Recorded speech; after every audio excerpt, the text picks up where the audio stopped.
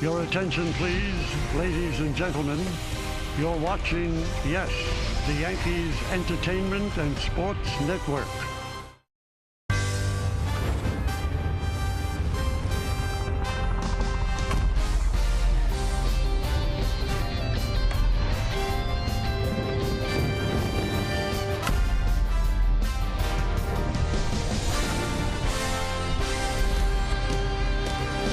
Well, Oswaldo Cabrera was 0 for 25 when he stepped to the plate in the 12th inning. Second and third tie game, and he lines one through the left side of the infield to win the game in walk-off fashion as the Yankees won 5-4. Now they look for the doubleheader sweep.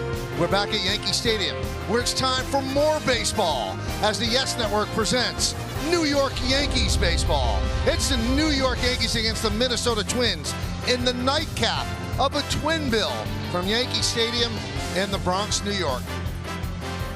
Hello, everybody, and welcome to Yankees baseball, along with Cameron Maben. I'm Michael Kay. What a crazy first game. We had an Aaron Judge home run. He now has 55 on the year, but it was 3-3 forever. And then the Twins took a 4-3 lead in the 12th. A big hit by IKF to tie the game. And then it was the kid, and he helped both defensively and offensively. Yeah, one thing I love about this young man is his poise. You look at his face, he's never worried. He's always very calm. And his ability to make the transition to right field after playing infield his entire life has been quite impressive. I mean, he comes up, he's showing the leather, he's making tremendous throws from outfield, showing off a ton of arm strength as well as accuracy. So what he's able to do defensively has been special, but this right here, staying in this at-bat, staying in this game, staying confident, doing a great job of putting this breaking ball out in the left field for a huge walk-off win. This kid is as good as they get, poised, calm, and collected, and you love what you have to have from a young Oswaldo Cabrera. And really never got flustered after being 0 for 25 coming into that big at bat to win the game. So now the Yankees have an opportunity to win 4 in a row and sweep the doubleheader. And what better way to do it than have your ace on the mound, Gerrit Cole. They need Gerrit Cole to step up and be Gerrit Cole. Well, after a tough game one, getting that W, they're looking to drop the hammer, and Gerrit Cole is the guy that they want to do it. This guy, they're going to need some length tonight from this young man. I mean, he's been electric, lights out, but what's got him back to where he is that heater. He's going back to establishing that fastball, challenging hitters, getting ahead so he can get to his nasty breaking stuff. So look for Gerrit Cole to come out, pitch like the ace that he is, because the Yankees are definitely going to need this to win this series, get this series victory tonight. All right, so his last 5 starts, the Yankees amazingly are just 1-4, and he's pitched to a 2.16 ERA, giving him almost 7 innings to start. He needs length in this one. 34 strikeouts, 7 walks. Opponents hitting 185. So why were the Yankees 1-4? Well, they scored just 6 runs for him in support. Let's see if they can put more on the board against the Minnesota Twins. Well, a lot going on in that first game, including this man going yard again. 4 homers in 4 games. And a home run from Gleyber Torres. We're inching closer to baseball. Yankees Twins, second game of a doubleheader, live right here on Yes. Yankees baseball on Yes is brought to you in part by the New York Lottery. Get out there and play. By Stop and Shop. Feed the moment. By Cadillac. There's no better time to be in a Cadillac. Visit your Tri-State Cadillac dealer today. And by FanDuel Sportsbook. Make every moment more.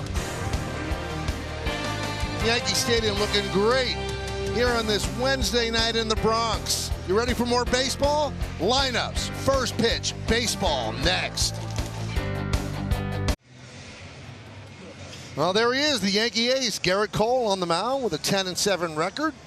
Looking to sweep this doubleheader for the Yankees and give them some length because they used all their high leverage relievers in that first game. So we'll see how much he can give them. Let's take a look at the Twins starting lineup that he's going to face. It's brought to you by TikTok. TikTok taught me. Luis Arraez, the DH, will bat in the leadoff spot. Carlos Correa in short. Jose Miranda at first. Nick Gordon, the second baseman, cleans up. Batting fifth, the third baseman. It's Gio Urshela. Kyle Garlick in right field, bats 6. Batting seventh, left fielder Jake Cave. Gilberto Celestino in center field, bats 8th. And batting 9th and catching, Sandy Leon. And they're going to face that man, Gerrit Cole. This will be his 28th start. He's 10-7 with a 3.28 ERA, 204 strikeouts in 164 and 2/3 innings with 40 walks. He has allowed too many home runs with 23. How about a scouting report, Cam? Yeah, Garrett Cole, the Yankee ace.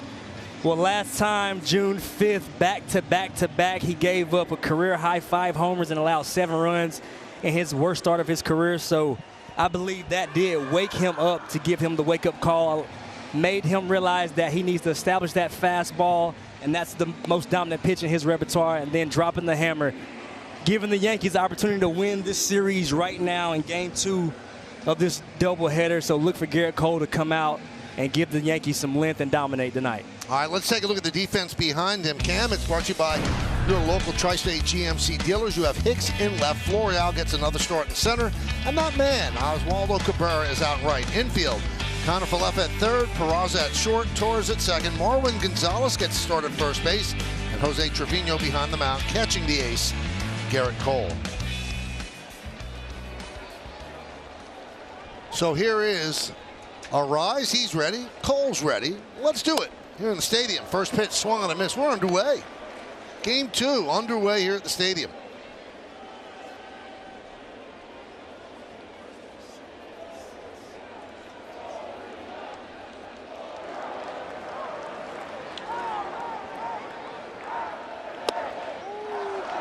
Twins come into the game at 68 and 66, and the Yankees are 82 and 54 with the victory in the first game. They have guaranteed a winning record. 30th straight year of doing that. 30 years of winning records here in the Bronx. Driven into left field and deep. Going back is Hicks. He has room, and he makes the play. One away in the first. Cameron, time to work. Time for the keys to the game, brought to you by your local Kia dealers. Well, you talked about it, run support, Michael, and Garrett Cole's going to need that in his last 5. Like you said, only 6 runs of run support. So they're going to need to score for their ace and then some length from Cole. We saw a long first game, so the Yankees really need their ace to go the distance tonight. And once again, the opportunity to get the series win in tonight's game, huge for the Yankees, and they have the right guy on the bump. Correa swings and misses.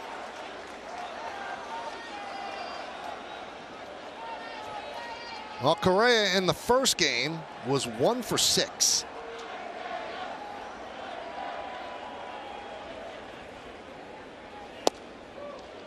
It was a strike, fastball on the outside corner. Alex Tosi is the home plate umpire.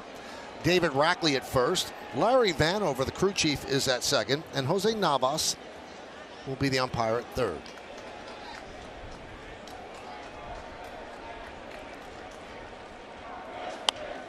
Foul back. Let's scout the home plate umpire, Alex Tosi. He's hitter friendly in his 4th big league season. Calls fewer inside strikes on righties, fewer outside strikes on lefties. Carlos Correa falling behind early right now, 0-2 against Garrett Cole, but in his career, 4 for 7 with a homer against his former teammate.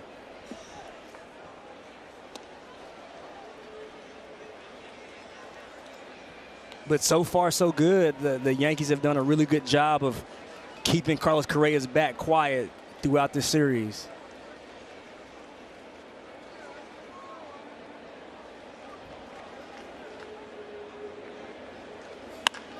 Drilled foul to left field.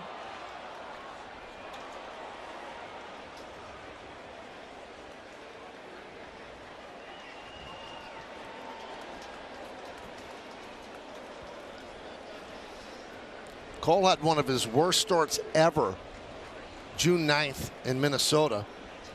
Arise, Buxton, and Correa led off the bottom of the first inning with back-to-back home runs. Punch the other way and foul. In fact, in that game, he lasted 2 1/3 innings, 8 hits, 7 runs, 2 walks, and 3 strikeouts. Didn't get a loss, though. Yankees won that game. They came back, but it was one of those games where it was almost a testament, Cam, to what you hear. It doesn't matter how hard a guy throws, it's about location. He was not locating his fastball. He wasn't locating his fastball, but one thing that, I really took note of in that start, and I spoke to Garrett in Seattle, he got too curveball happy. Early in that game, he was really just curveball after curveball, doubling up, tripling up. And we know his bread and butter is his heater. That opens up the rest of the dish in his repertoire. So since then, he's somewhat of woken up and realized that he has to pitch off his fastball. Fly ball into center field. Florial back, still back, turning. He's going to have to play it off the wall. Correa hustling and gets himself a double with 1 out. Make that 5 for 8 off of his ex-teammate. I mean, just a nice piece of hitting. Talk about the fastball, but this one right here leaking back over the outer middle half, and Carlos Correa absolutely punishing this ball, and Florial not able to make a play in center field. Textbook swing from Carlos Correa. So here's Miranda. He had 2 hits in the first game with a walk, 2 for 5. That one's in the dirt, blocked by Trevino. You know, with the victory in the first game, the Yankees are 113-39 against the Twins since 2002. That includes 16-2 in the postseason. They just somehow find a way to win all the time against the Twins. And it's got to be in the Twins' head as well.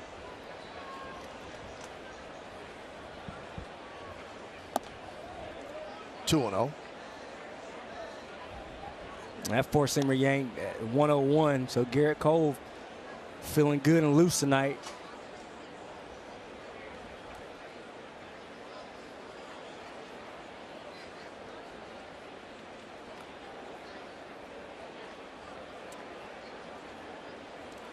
(2-0). 3-0 on Miranda.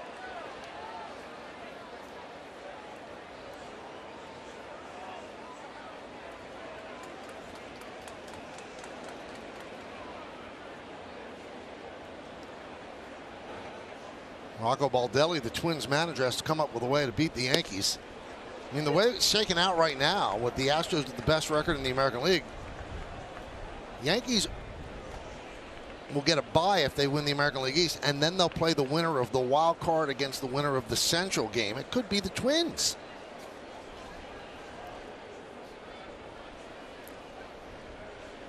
(3-1).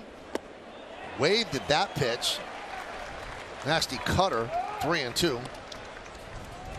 Yeah, Miranda gearing up for that 98+ heater right there, and just not able to hold up on that good cutter at the bottom of the zone from Garrett Cole.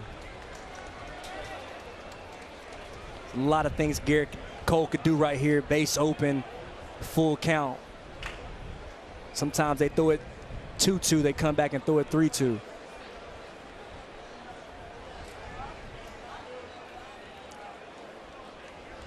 Swing and a miss. One with the slider.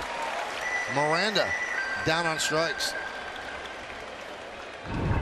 It's just a really good job of Garrett Cole. One thing you want to do when you double up breaking pitches, you want the second one to be even better than the first one. And that was a really nice slider right there, putting Miranda away for the second out of the inning. So here's Nick Gordon. Gordon had a couple of hits in the first game in 5 at-bats. 100 miles an hour here in the first inning for Cole.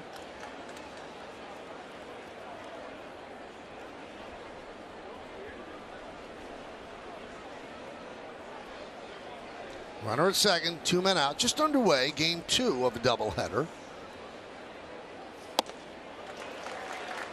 1-1. Let's look at the game time weather presented by Bigelow, the official hot tea of the Yankees. It's 71. Small chance of rain, 60% humidity. The wind out of the northeast at 8 miles per hour.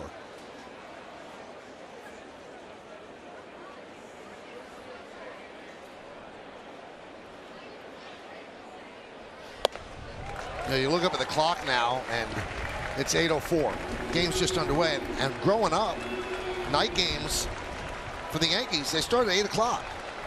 Then it went to 7:30. Then it went to 7. The last couple of years, they've toyed with 6:30, but now right back to 7:05. So this is like the good old days for you, right? Yeah. This is normal, huh? That's right. 1-2. Check swing. Did he go? Yes, he did. Gordon down on strikes. And Cole pitches around the double. No runs a hit. 1 man left on base. It's the Minnesota Twins nothing, and the New York Yankees coming to bat.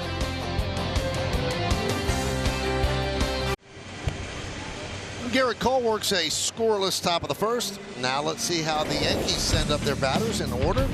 And it's brought to you by TikTok. TikTok taught me. Aaron Hicks pinch hit in the first game, but he starts in left field and leads off in this one. Aaron Judge, DH for the second straight game, bats second, hitting third. Second baseman Gleyber Torres. Oswaldo Cabrera in right field cleans up. Batting fifth, the catcher Jose Trevino. Marwin Gonzalez at first base will bat sixth. Batting seventh, third baseman Isaiah Kiner-Falefa. Esteban Florial in center field will bat eighth, and batting ninth and playing shortstop. 3 hits in the first game. His first three big league hits, Oswald Peraza. And they're going to be facing Joe Ryan. 23rd game. Ryan's having a good year. 10-7, 3.88, more than a strikeout per inning, 35 walks, 19 home runs. How about a scouting report, Cam? Yeah, Joe Ryan, he's the here it is, hit it type of guy. A really good fastball. Opponents only hitting 186 off that fastball this year. But with that said, also susceptible to the homer, 1.45 homers per 9, third highest in AL, minimum 100 innings pitched. So look for that homer to be in the mix and a fly ball pitcher. And again, pop-up priority. This guy induces a lot of fly balls, a lot of pop-ups. So look for him to pitch up in the zone and get a lot of balls in the air. So here's Hicks.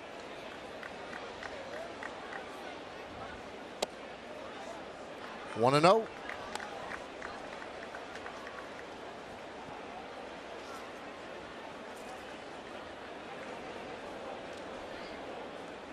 Hicks pinch hit in the 8th inning of the first game, hit a long fly ball to center to start off the 8th.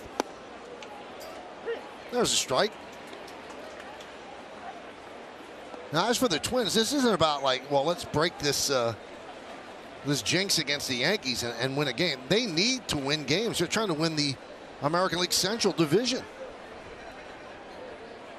And they do not have that safety net, I believe, of the wild card. I think the only way you're getting into the postseason if you're playing in the Central is to win that division. I totally agree. And right now, you know, with the Guardians going through a little bit of a skid and, you know, you look at what's going on, they haven't been able to take advantage right now. So you're right. They're fighting for their lives right now as we speak.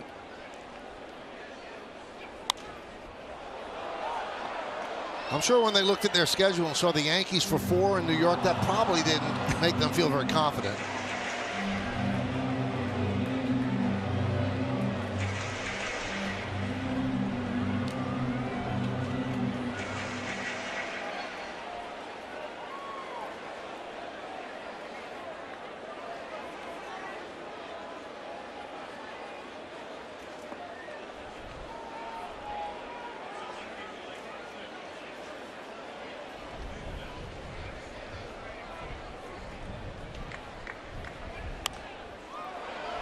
Right in on the hands, foul back.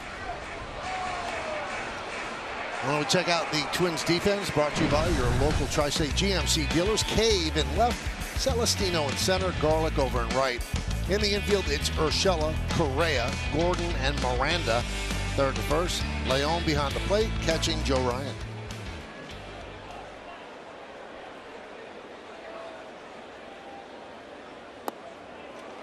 Two and two.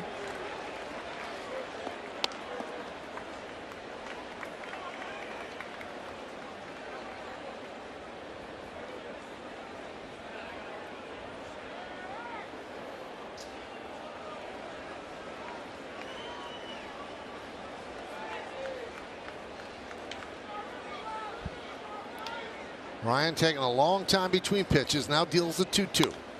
Fouled straight back here. And to the left of our booth. Well, Joe Ryan has been the tale of two stories this year. You know, against the weaker competition, he's absolutely feasted, 9-2 with a 2.29 ERA. But against teams that with a winning percentage above or over 500, he's only 1-5 with a 5.69. So look for the Yankees to take advantage of that. 2-2.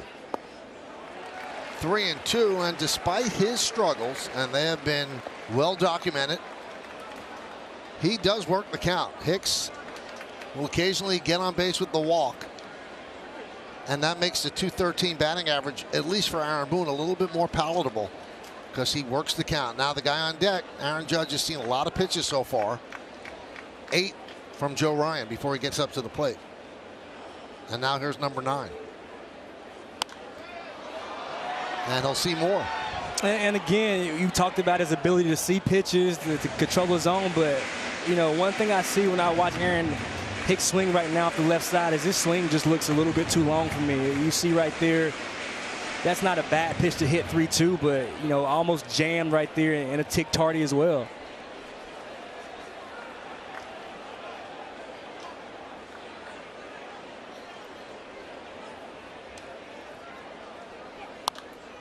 That one's fouled back here again. Making Ryan work. 10 pitches so far. And no matter what the outcome of this at bat after a long first game, you know, pitchers used on both sides, this is what you want to see if you're Aaron Boone. This is a quality at bat, getting the starter's pitch count up already, and this is what you have to love to see. And the payoff. Fouled straight back, almost in the same spot 3 times, just to the left of the booth. And we talked about that fastball. You see 3-2 count. Joe Ron just electing to just straight up challenge Aaron Hicks. Here it is, hit it, see if you can win it. He'd rather challenge Hicks than put a guy on base for Aaron Judge. That's why hitting in front of Judge these days, that's the place you want to be. Here is pitch number 12. Foul ball.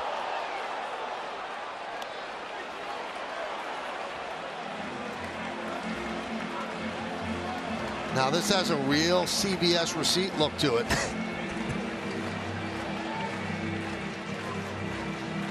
See any coupons at the end of that right there? Oh, those are so important. You get those coupons at the end. 30% off. Yeah, I need it.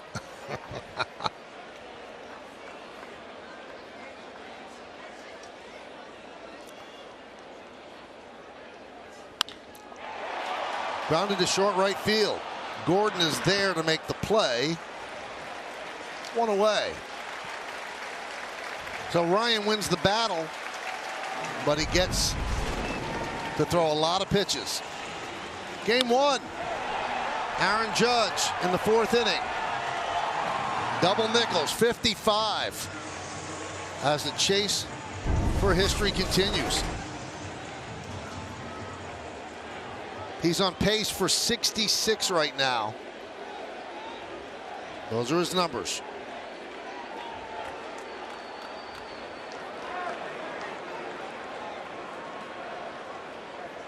So a 13-pitch at bat to deal with Hicks, and now he has to face the home run leader in the major leagues.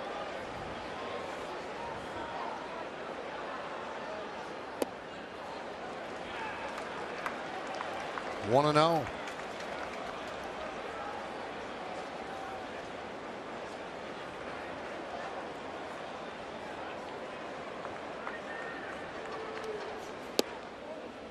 There's a strike on the outside corner.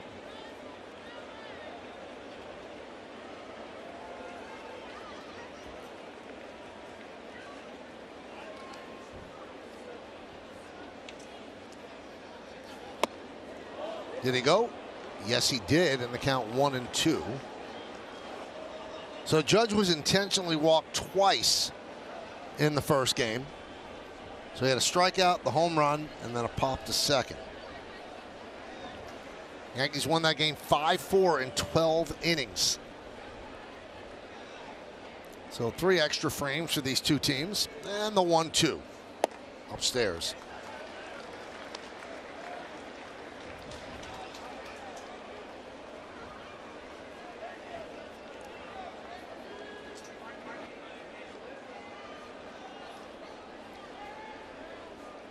Way outside, backhanded by Leon, 3-2.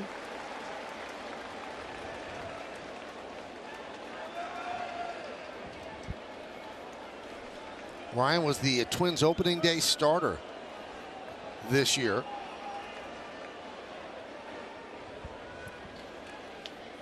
And the payoff. Fouled away.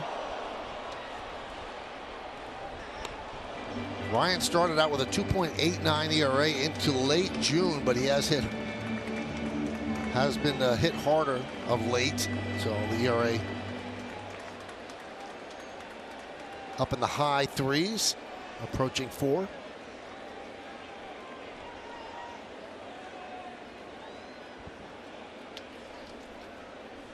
And the payoff. He walked him.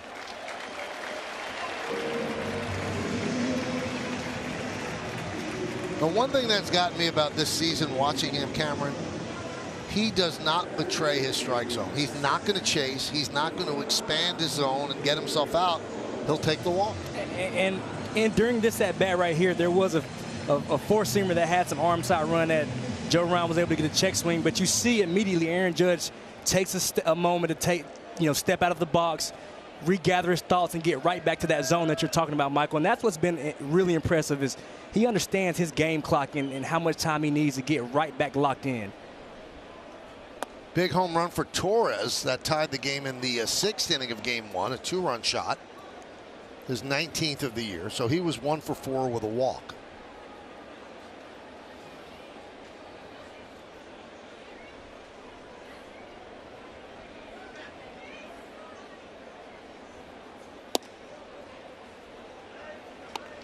Here's that home run from Game 1. And as we spoke about it, Gleyber, a little bit of happy hip, so the ball close to him is a pitch that he can really handle right now. So you hope that at-bat just locked him back in. You saw a very quality at-bat, big walk late in the game. So hopefully that homer got Gleyber back focused and locked in. 2-1 on Torres. Now, 2 Yankees that didn't play in the first game, DJ LeMahieu and Giancarlo Stanton, both on the active roster, neither one IL'd. There's a possibility they might not play in this game either. They had opportunities to pinch hit. Both of them, they did not do it. They're still considering maybe putting LeMahieu on the IL, and they don't think they're going to have to do that with Stanton. But whether or not they're available in the second game, Boone wasn't really tipping his hand. Because if he tells us, then he's telling Rocco Baldelli. You have more on this, Meredith? And, Michael, it seems like it would only be in an emergency situation. That was what it was in the first game. And if you're not going to use them in pinch-hitting situations with runners on base, you imagine he is going to try to stay away from them. In Game 2, as far as the pitching is concerned, they could use, as you mentioned, Garrett Cole to go as deep as possible. But also noteworthy, Davy Garcia is on the roster. He can give them some length. And Clark Schmidt is available out of the bullpen tonight as well. Well, Gleyber Torres works a walk. So after the long at bat and retiring Hicks, he's walked the next 2. And that's going to bring out Pete Mackey. And I think right now you talk about the inflated ERA, and you can see right now Joe Ryan, not a lot of confidence in his secondary stuff. We talked about opponents hitting 186 against that fastball. Well, the rest of the arsenal, 272 with a slug of 523. And you see him just heater after heater, not trusting his off-speed stuff at all right now early in this ball game. So that's going to bring up Cabrera, and probably still feeling pretty good off the walk-off in Game 1. Yeah, huge knock right here. Stand on this breaking ball. Just a really good at-bat. Spoiling some fastballs at the top of the zone, but staying in this bat, like he said, looking for his pitch and not missing for a huge, huge walk-off victory to get the Yankees that first win in a long Game 1. And that base hit snapped an 0 for 25 for him. He did make a nice play earlier in the game on a throw home from right field. And they drop a breaking ball in there for a strike.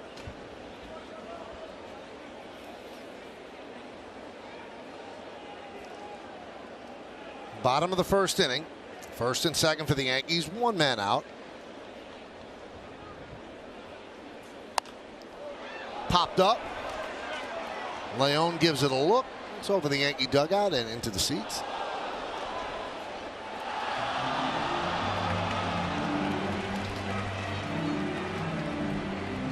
Sandy Leon behind the plate after Game 1, giving Gary a break. But one thing he does back there is he makes the younger staff so much better, understanding the game, understanding what hitters are looking for. So it's a guy that you look for a little bit of veteran leadership when he's in the game. 1-2.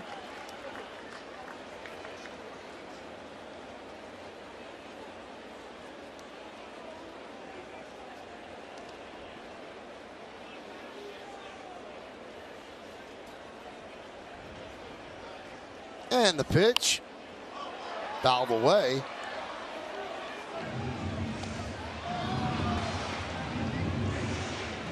You know, one thing I'm seeing, Cam, and obviously you look at it through a different lens than I do, he's getting 2 strikes, but he doesn't have a put away. I mean, they keep spoiling everything. They can't get it by him. You see that, and he's electing to just stick with that fastball. And again, I think that's why the pitch count is up to 29, about to throw his 30th pitch right now. Popped up. Infield fly rule called as Gordon makes the play for out number 2.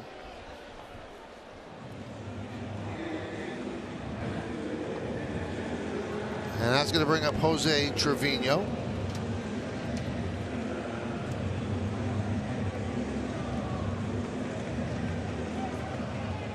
Jose came into the game bottom of the 8th, or in the top of the 9th, and then ended up striking out in the 10th and getting a big base hit to right field in the 12th.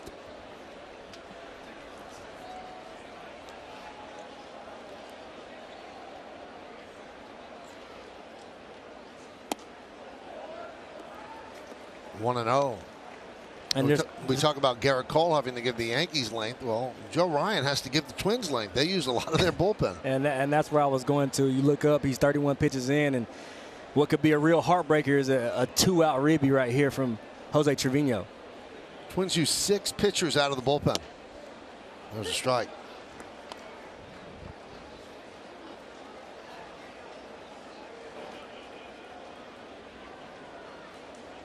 And most importantly, they don't have to see Duran in the second game. I mean, he was absolutely electric. Runners go. Throw to third. Stolen base. Double steal. Judge moves to third. Torres to second. I would have loved to see this with 1 out. You know, a little risky with 2 outs. You never want to make the 3rd out at third base, but a really good jump and a really good read by Aaron Judge. We said it once again. Continue to show off the athleticism throughout this season, grabbing bags, playing center field, just doing a little bit of everything for this Yankees offense.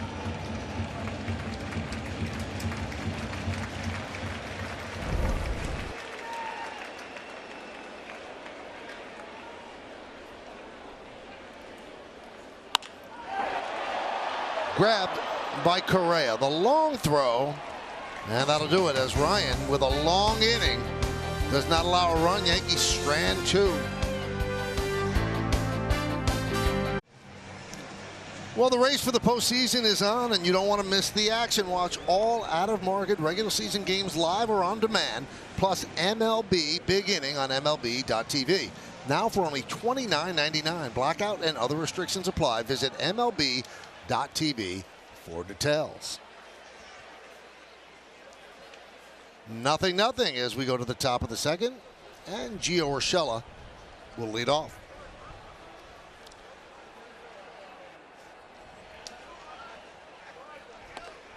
Gio is in quite a slide. He was 0 for 5 in the first game, and he's 1 for his last 19.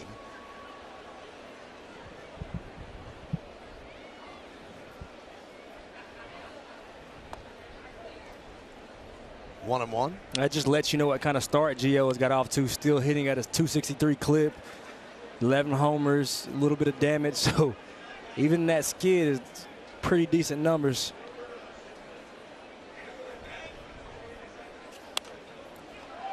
And what we've heard, and independently talking to different people with the Twins, is that he got acclimated into that clubhouse immediately, and they love him. They absolutely love him. So yeah, the transition was not difficult for him. Yeah, I spoke to a couple guys today, and they just absolutely rave about the person Gio is and the teammate that he is as well, and that goes a long way. Backhanded by Torres, throw to first, got him. Good play by Gleyber Torres to get his former teammate. We've seen Gleyber make this play so many times, and he makes it look so easy, so smooth. You know, no panic coming across the diamond, backhand side and throwing across his body. I mean, Gleyber seems to be able to make this play in his sleep, and a good job by Marwin staying on the bag. Nice stretch to get a big first out of this inning for Garrett Cole. Now the Twins thought about challenging, but I'm not sure that Gio hit the bag. You know, his stride was a little off and might have hurt himself as well, but it did seem as if Marwin kept maybe the spike on the bag. Here's Garlick. And there's a strike.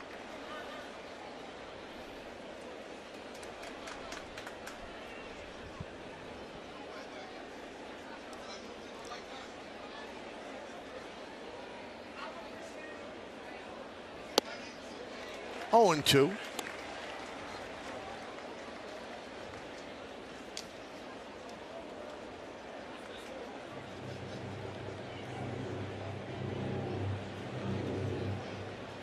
Garlick was 0 for 4 in the first game with 3 strikeouts. 1 and 2.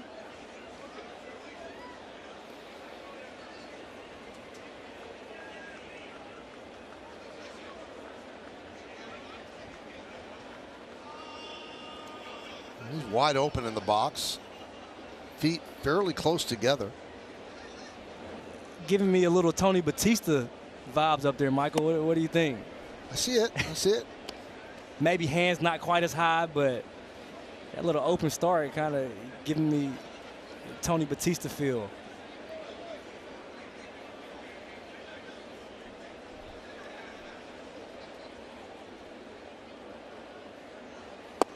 Strike 3. Garlick down looking. 3rd strikeout for Cole. Well, let's check out the Verizon player profile. 4-seamer over his last 15 starts. Opponents hit .204 against it. They slugged .343. Strikeout against it 31.3% of the time, and he has allowed 5 home runs on it as well. Even with those 5 home runs, you know, that .204 opponent batting average is what you want to see. And Garrett knows that's his bread and butter. And I had a chance to speak with him, a few starts back, and I simply asked him, how you doing today, Garrett? And all he said to me was more fastballs, Cam. So that lets you know he realizes how effective that pitch is for him when he trusts it.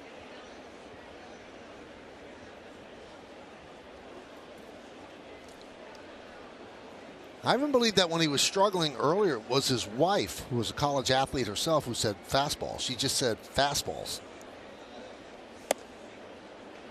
There's a strike. Happy wife, happy life. Just throw fastballs. And listen, she's invested. She's watching the games. She knows her husband is as good as anybody out here. So I'm sure she's watched a lot of games and realizes that when he's dominant like he can be, it's off that fastball. And Amy, they just announced, is pregnant with the couple's second child. Congratulations. Congratulations to the Coles. 1-1. 2-1.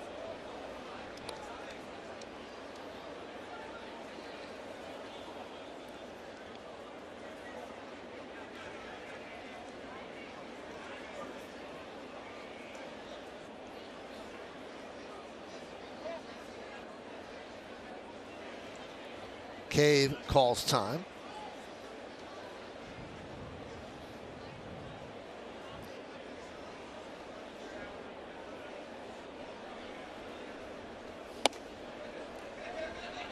Three and 1 on Jake Cave, 7th hitter in the Twins order.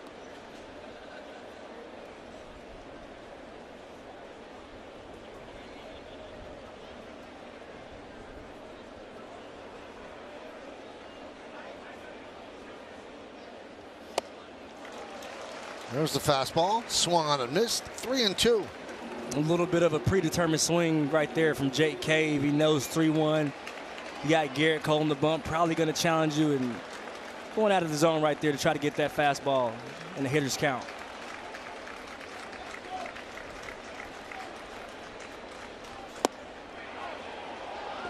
Just missed. Most of the Yankees took 2 to 3 steps toward the dugout, including Cole.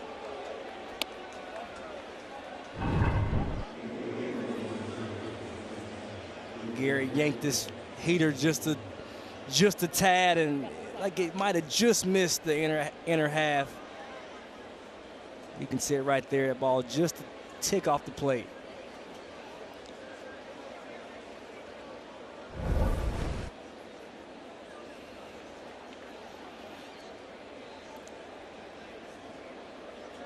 One on, 2 outs, and here's Gilberto Celestino.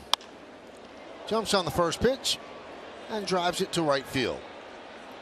Oswaldo's there to make the play, and that will do it. No runs, no hits, no errors. 1 man left. Go to the bottom of the second.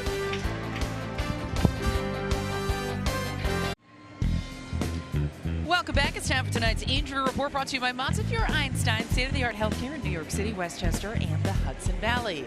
Luis Severino appeared in a rehab game for the Somerset Patriots earlier today, game 1 of their doubleheader. He went 4 innings, allowed 2 runs on 4 hits, struck out 4. He threw 45 pitches. He told me the other day he was hoping that that would be his final rehab appearance. He has felt good. He hasn't felt anything at all, so he's been encouraged. The Yankees will make a decision after that one. As you saw, he is eligible to come off that injured list on September 12th. Now, obviously, guys, he is not completely stretched out, but the Yankees are certainly considering stretching him out here at the major league level. It's going to be very interesting to see the play, because obviously Schmidt leaves the rotation for Nestor Cortez. That's the easy one. Marwin Gonzalez leads off. But what happens, Meredith, when Severino comes back? Is it that easy to take Herman out of the rotation the way he's pitched? I think Herman has certainly made a case for himself, and as long as he's healthy and he continues to throw well, I don't know that that's the move. So the Yankees will have decisions. Or do you bring Severino back out of the bullpen? Time will tell exactly what direction they go there, but also noteworthy, Zach Britton was expected to throw in a rehab game tonight for the Rail Riders. Aaron Boone said he will need several more appearances, though, before they consider bringing him back. 1-1 on Marwin Gonzalez, starting off the bottom of the second inning. Gonzalez, IKF, and Florial. Now, speaking of an injury report, Cam, I didn't even tell you this. So, first game, about the 8th inning, I go to the men's room. I'm walking back to the booth, you know, slowly collecting my thoughts. And Meredith, out of nowhere, just comes running up and blasts me in the back. A little whiplash action? Oh, unbelievable. It would have been a penalty in any NFL game for no reason. Late hit, unsportsmanlike conduct. You're on being double M. very, very dramatic right now. Did it happen or not? I nudged you a little bit because you stepped out to the left, and I was... Well, I got the pop-up, Meredith. Go on. Okay. Well, I didn't want to step on your toes here after I've already elbowed you in the hallway. I was going to do a quick spin move. It's, you know, football season. I was preparing. And, man, Cam, he took such offense to it.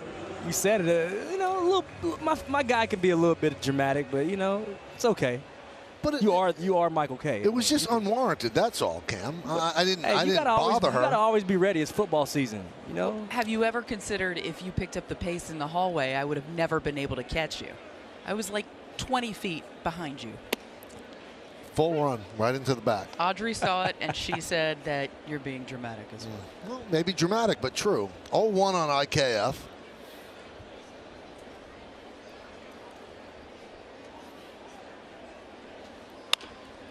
Ground ball to short.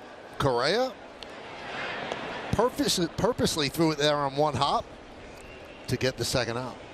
It really is fun to watch Carlos Correa at short. He just understands right here, not the best grip. So what do? Give your first baseman a good long hop, easy play, and that's just his IQ is as high as you're going to get at shortstop and really on a baseball diamond. He's just fun to watch. Extremely good at what he does, especially defensively.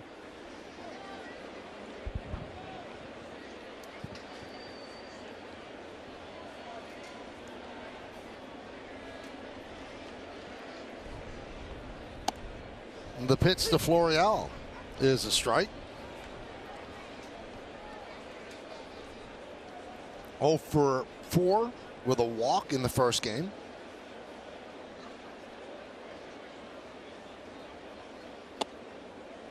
And 2. Possibly had a game when he hit stolen away by Carlos Correa. Outstanding play up the middle, ranging to his left and coming up, making a huge play to get Florial out in the first game. Keeping the Twins' hopes alive.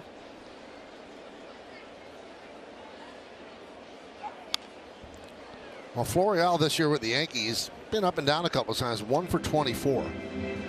Now everyone knows he can play defense and he can run, but and he hits at the AAA level. But when he comes up here, it's just not manifesting itself.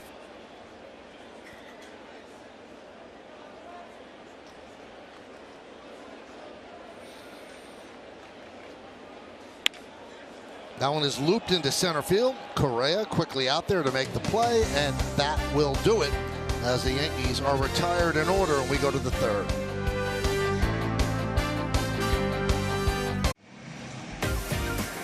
It's time for Pinstripe Pride, brought to you by Toyota, the official hybrid vehicles of the Yankees. Tonight's photo was submitted by Vincent Caruso, who recently visited the Baseball Hall of Fame in Cooperstown and got to see the plaques of Yankee legends, including Joe DiMaggio's. I've been there twice. It's great. If you have time, go see it. Vincent Caruso did. Use the hashtag Toyota Pinstripe Pride. Mention yes in pictures you post to social media to reflect your love for the Bronx Bombers. We might spotlight you in a future game. Have you ever been to the Hall of Fame, Cam?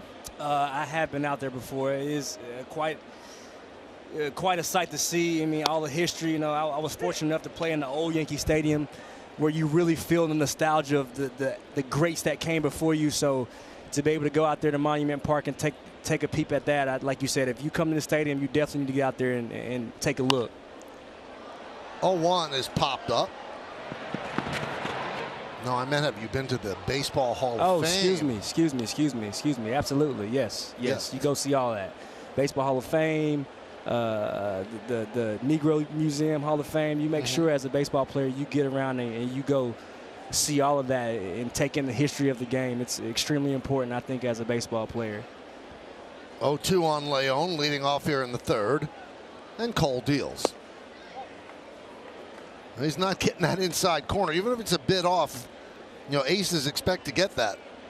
But it kind of just coincides with the scouting report. I mean, hitter friendly. He's not getting that pitch, just a ball off or even half a ball off. So you know what? You got to come in the zone and make better pitches.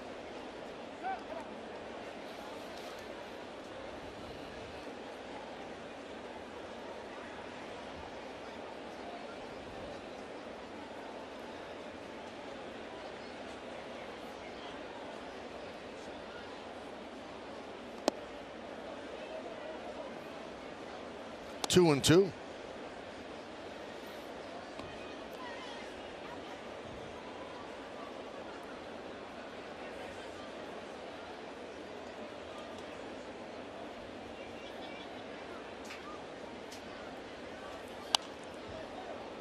Fouled that one back. We're in the third inning. Yankees won the first game of the doubleheader in 12 innings, 5-4. And they put together a 3-game winning streak after the struggles they had on the long road trip, and won the final game against the Tampa Bay Rays. Strike three. And there it is, Garrett Cole not messing around with Sandy Leon, electing to go to that 100-mile-an-hour fastball right down the middle, and Leon just not able to pull the trigger on him way too quickly. And he can go back to the dugout and talk about that one with his teammates. Now, speaking of Tampa Bay, in the 7th inning, Tampa Bay leads Boston 1-0. Tampa Bay will be off tomorrow, and then we'll be here in the Bronx Friday, Saturday, and Sunday to meet the Yankees. Final 3 times those teams will meet in the regular season, and Tampa Bay has a bit of a bear of a schedule. 9 games left with Toronto, 6 games against the Astros, 3 games against the Guardians. Yeah, it definitely gets no easier for Tampa. But we've seen in the past, they always seem to somehow find a little September magic. So one thing you can never do with that organization is count them out. You have to take care of business when they come in town this weekend.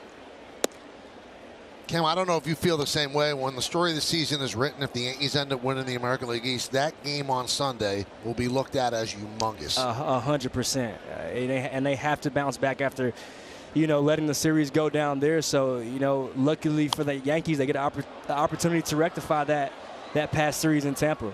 Yeah, if they don't win that Sunday in Tampa, all of a sudden they come home for this series, and they're 2 games back, the Rays are, in the loss column. So that kind of gave them a 2-game swing by winning that final game of the road trip.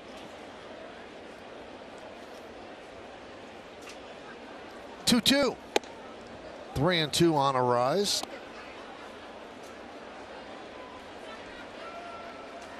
Here are the standings right now.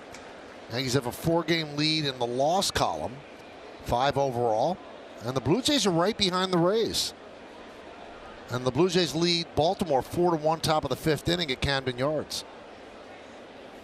Swing and a miss. He blew it right by him. 99 miles an hour. And this is the Garrett Cole we love to see on the mound.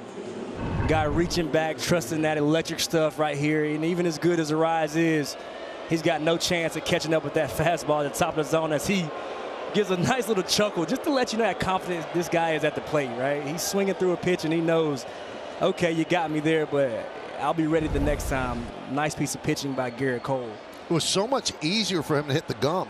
Yeah, coming in a lot slower.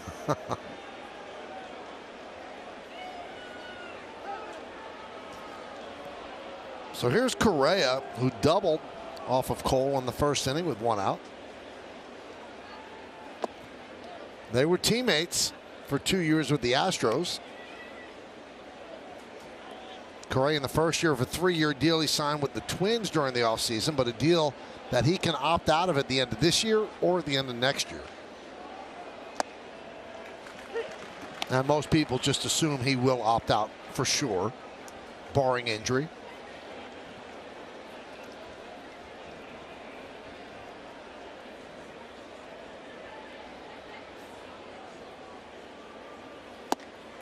One and two. Yeah, come free agency, there are going to be a lot of very quality shortstops possibly on the move next season. So you're absolutely right. It's going to be interesting to see how this all shakes out when it's all said and done.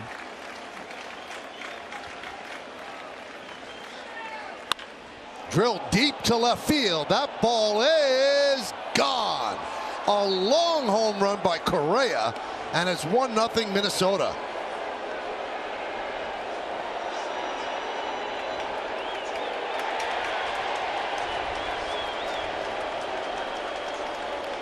And I think right here we talked about it. Whenever you double up, you want that next breaking ball to be even better than the one before. He threw Carlos Correa a very good breaking ball, swing and miss, but then got a little cue, hung this ball, left this over the middle dish, and Carlos Correa knew right off the bat. A little bit full, but he knew. Stayed back just enough, and that ball was not going to come back.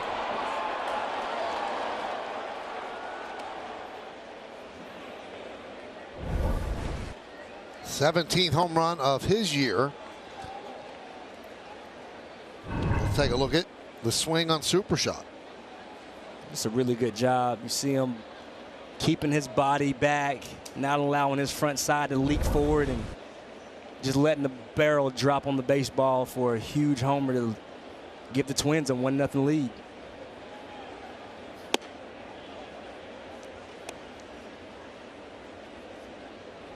One and one.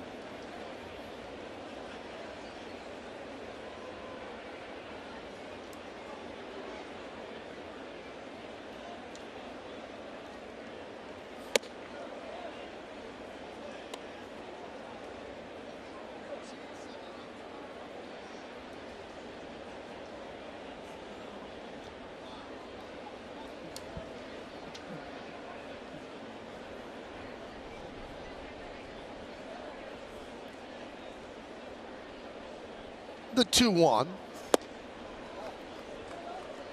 3-1 on Miranda. A little bit of frustration settling in right now on Garrett Cole, but if you're Garrett Cole, you're Matt Blake, when you get back into the dugout, you just want to let Garrett know you got to get right back to going at these guys. Don't start a nibble. So what, Correa got you, but make these guys hit their way on. 100 miles, a little bit high, so a 2-out walk.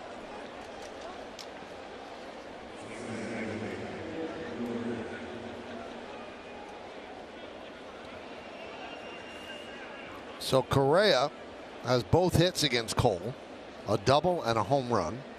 And the Twins have a 1-0 lead here in the top of the 3rd inning. Runner on first base, 2 outs. Here's Nick Gordon, who struck out in the first. So Garrett has 5 strikeouts and he's walked 2.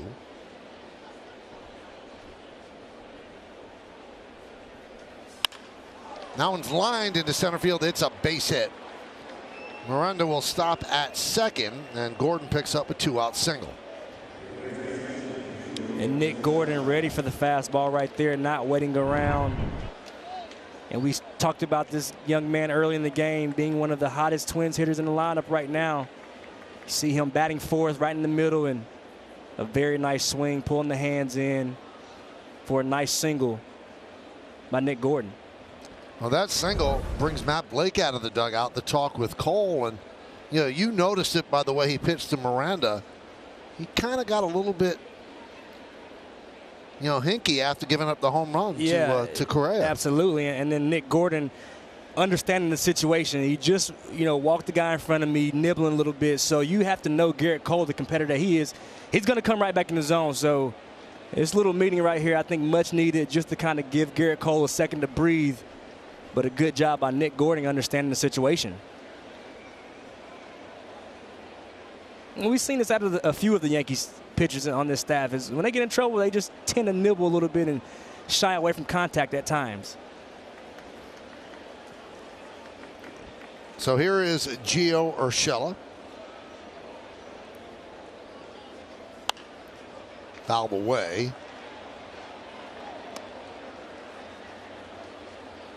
Urshela grounded to second in the second, so 1 for his last 20.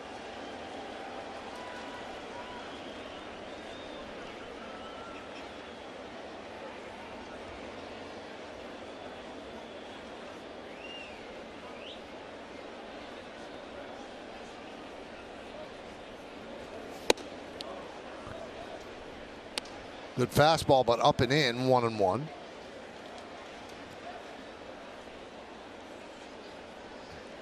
Despite the Yankees' dominance over the Twins, you have to remember, and despite their Game 1 win, they have a makeshift lineup where it's not easy to score. So you can't give up too much right here if you're Cole. There's a strike, 1-2. And if you're Garrett Cole, you have to find a way to get back in your zone, find their rhythm. Already 62 pitches, and going into this third inning. And if you're Aaron Boone, that's just not what you need right now. You need this guy to do his best of throwing strikes and getting quick outs.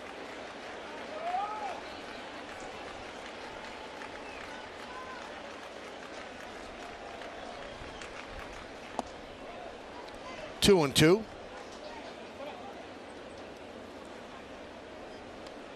Kansas City keeping an eye on the score, or should I say Minnesota keeping an eye on Kansas City. The Royals are hosting the Guardians. It's 0-0 top of the third. You see the breakdown in pitches for Cole. He's at 63 already and 26 here in the third inning. 2-2. Foul back that slider. Still 2-2. And these all-speed pitches catching a lot of the dish. I mean, we saw one sharp breaking ball that Correa swung and missed that, but since then, a lot of these breaking balls getting a lot of the dish. So Garrett Cole still trying to find his good stuff right now.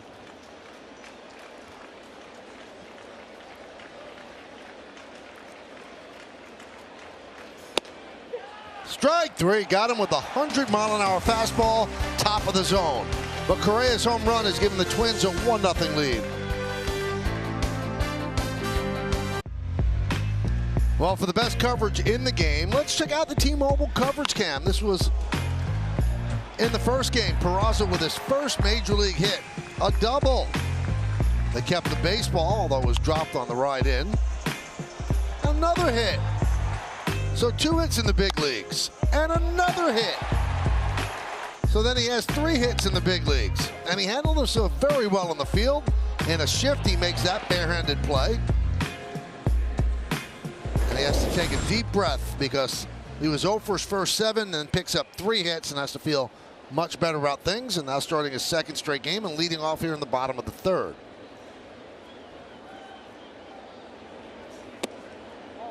Upstairs, 1-0. Montefiore Einstein scoreboard, 1-0.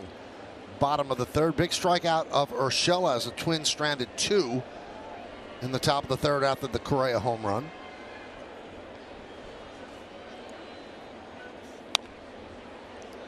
One and one. Yeah, one thing I really enjoyed about that little highlight we just watched is the fact that Oswald Peraza was playing shortstop. That's where he's comfortable, and I really do think your offense translates differently when you're comfortable on defense.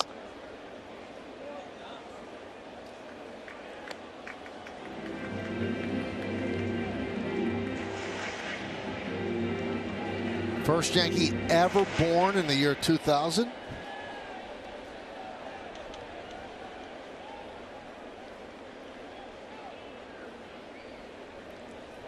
And the pitch. Swing and a miss. He strikes out against Ryan. One down here in the third. And back to the top of the order with Hicks. This might be the best slider Ryan has thrown tonight. You know, heavily relying on that fastball with 2 strikes, but right there, you know, if he can find that pitch, he could be tough on this Yankees lineup. So here is Aaron Hicks, who had a 13-pitch at bat to start off the first inning, ended up grounding out to Gordon in short right field. 13 pitches. That's the 3rd time in the expansion era since 1961 that a Yankee led off the first inning with a plate appearance that long. Wade Boggs, 13 at the White Sox in 1993. Derek Jeter had a 15-pitch fly out to center field off Jared Weaver in Anaheim against the Angels. That was in 2011.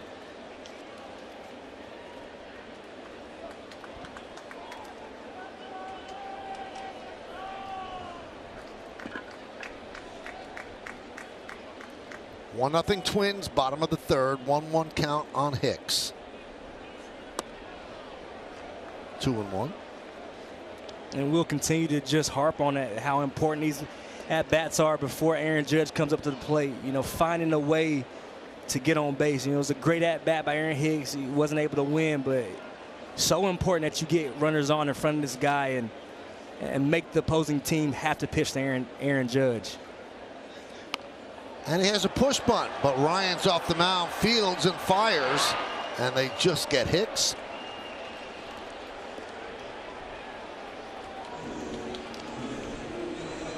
Well, with Aaron Judge coming up to the plate, fans go to @YesNetwork on Twitter and vote for the Montefiore Einstein Player of the Week. Is it number 1, Aaron Judge, number 2, Jonathan Loaisiga, number 3, Isaiah Kiner-Falefa? Come on.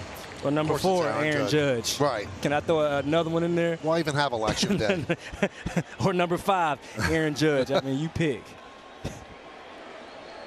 Guess we got to show the rest of the guys some love, but right. I think it's easy to go ahead and make that pick. It's healthy to have a 3-party system. Absolutely. So, yeah. Yeah, we don't want to seem biased up here, right? No. Judge walked in the first. He's homered in 4 straight games.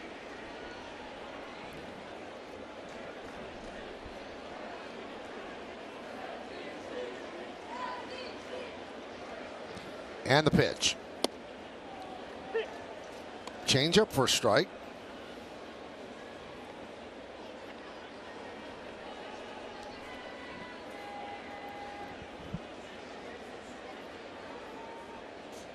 With his home run in the first game, he has now hit more home runs than any right-handed batter in Yankees history in a single season, breaking his tie that he had with Alex Rodriguez.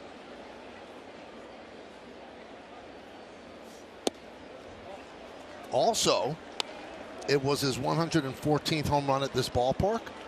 That's the most of any player. Breaks his tie with Mark Teixeira. And you see where Judge stands with the most home runs hit in AL history. 2-2. And Joe Ryan doing a good job so far of giving Aaron Judge a lot of different looks. In, out, up, down, balls off the plate. It's a good job by Joe Ryan right here. Swing and a miss. He struck him out. Went upstairs with the fastball. So Ryan has retired 8 in a row after the long first inning where he walked 2, and he gets Judge on strikes.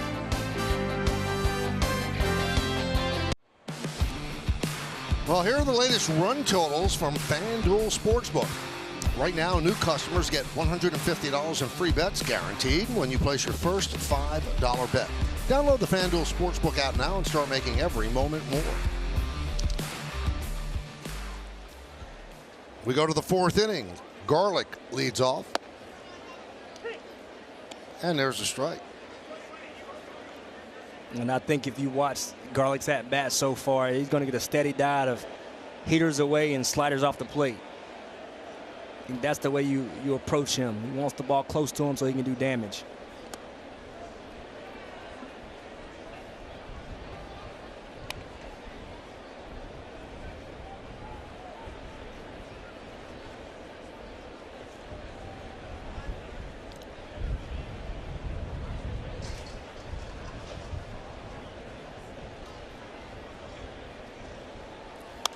So strange to have Kyle Garlick on the Twins, and a former great Twins player who won a couple championships with the Yankees as well, Chuck Knobloch. And Knobloch means garlic. Kind of stuff we give you, Cam. There you go. I mean, leaving me speechless up here.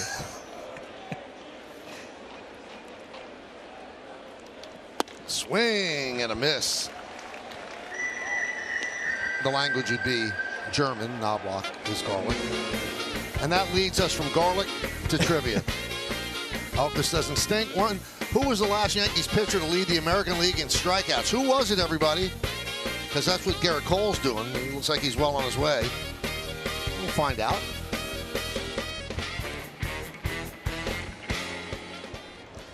Here's Jake Cave.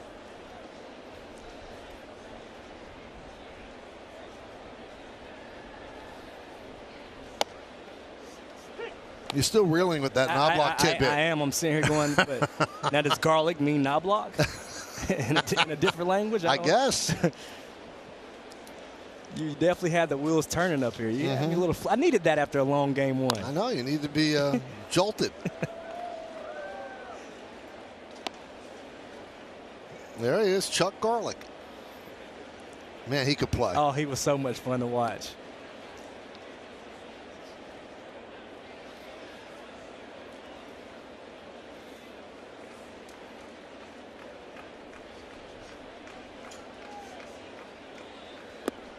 Swing and a miss. Another strikeout for Cole.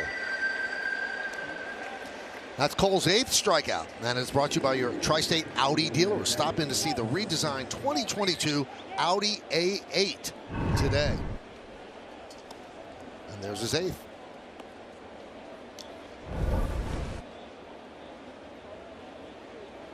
He wants a new baseball.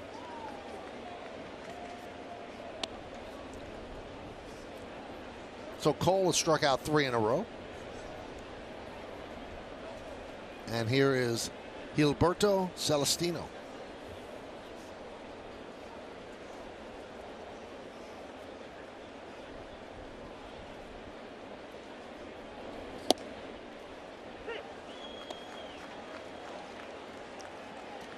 Count 0-1. Little love on the outer edge right there.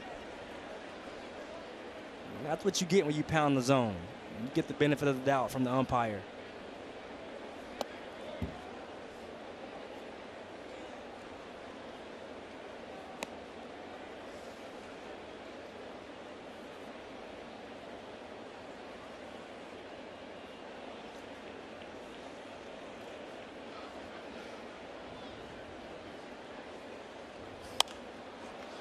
Fouled away.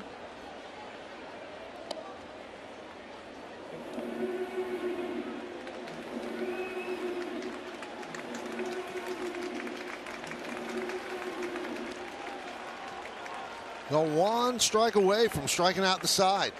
Picking up 9 strikeouts in 4 innings. And he does. 98 miles an hour right by Celestino. And 3 strikeouts for Garrett Cole. 9 over 4. And we go to the bottom of the 4th. It's 1-0. Watch AC Milan soccer on Yes. Friday night, catch the re-air of this week's European tournament match against RB Salzburg in the first game of the group stage. Friday at 7 on Yes. And the yes app. Audi scoreboard, it's 1-0 Twins. Yankees have not gotten a hit against Joe Ryan. 2 walks, though. He has retired 8 in a row. And Gleyber Torres will start it off. Line foul.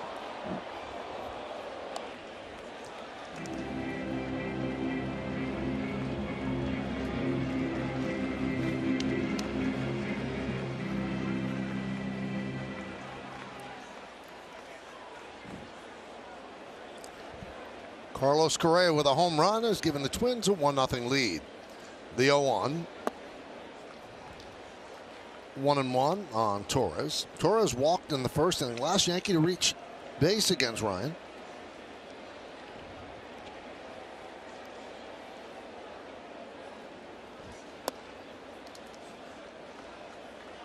I mean, even though, Ryan has worked some deep counts, and it seems like the Yankees have had a little bit going at times. Here he is, bottom of the 4th, no hits given up.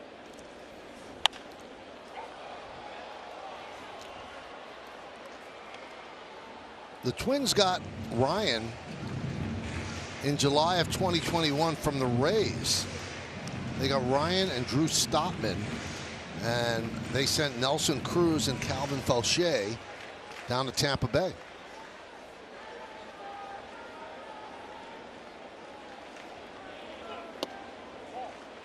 And that trade went down while Ryan was in Tokyo at the Olympics with Team USA and won a silver medal. He was eating breakfast when a teammate said Cruz was being traded to the Rays. Ryan said he and his roommate Shane Baz looked at each other and said, well, it's one of us. It turned out to be him.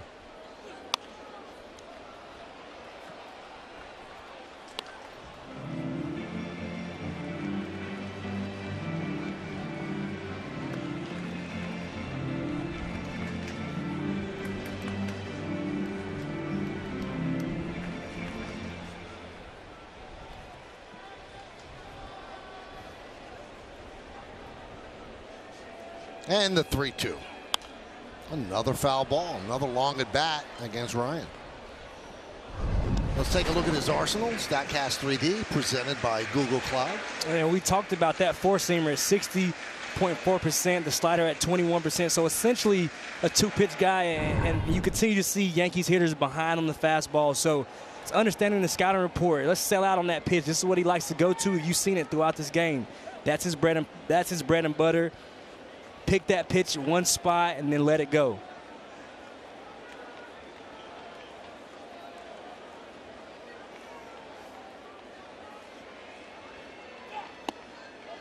Check swing, and he works a walk.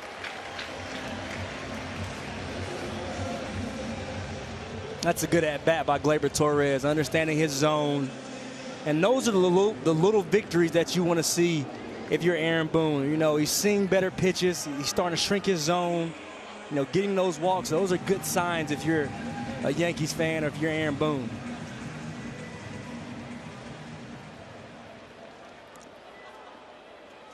So that breaks a streak of 8 straight Yankees retired. And here is Oswaldo Cabrera. Got the game winner in the 12th of game 1. 1-0.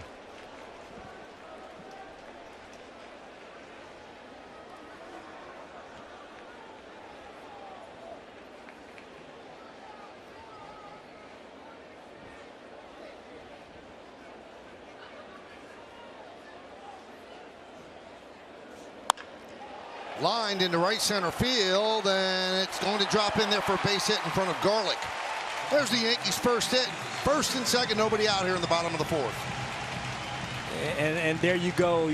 We know he struggled a little bit, going 0 for 25 before that walk-off knock to get the victory in the game 1. And sometimes that's all you need. You just need to see one, find some grass, find some green, and all of a sudden the floodgates open back up for you. So a good sign right there from young Cabrera to continue to keep the line moving. I said you can't say enough about his poise and his ability just to continue to look calm up there no matter the situation. Here's Trevino. He grounded to short. That was in the first and second, nobody out. Yankees trail 1-0, bottom of the fourth inning.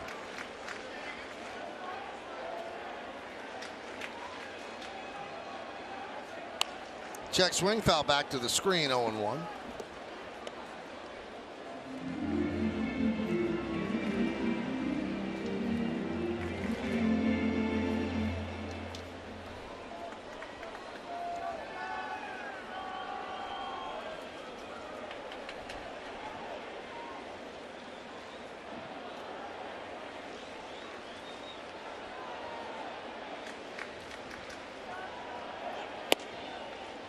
There's a strike. 0-2 on Trevino. And you can really see, like Varland in the first game, Joe Ryan, his bread and butter is that fastball at the top of the zone. I mean, his ability to throw that pitch up there for strikes is the real neutralizer right now against this Yankees lineup.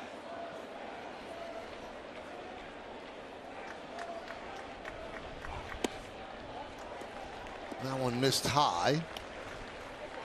1-2.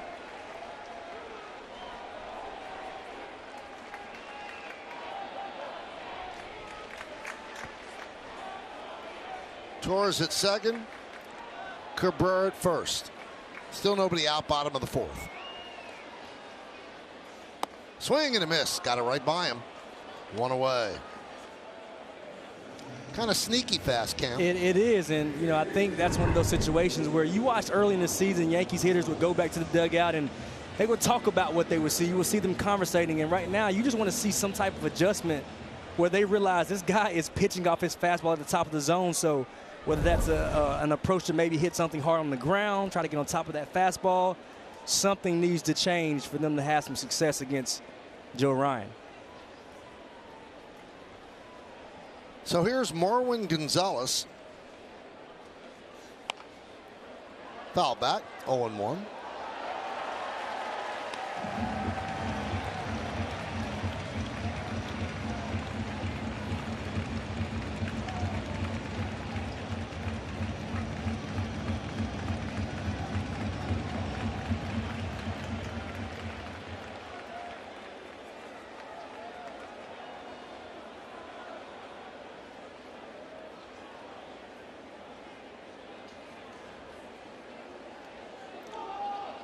They have him hung out at second, but the throw is not in time. Looked like Torres was taking off for third, then stopped cold.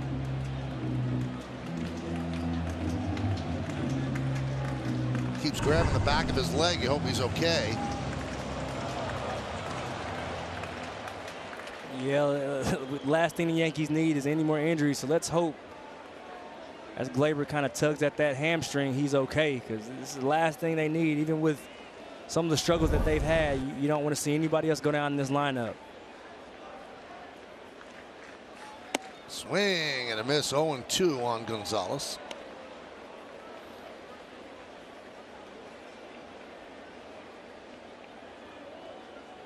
And you can see right now when Ryan needs a strike, when he needs a pitch that he feels like he can get a swing and miss on, without a doubt, he's going to that fastball up at the top of the zone.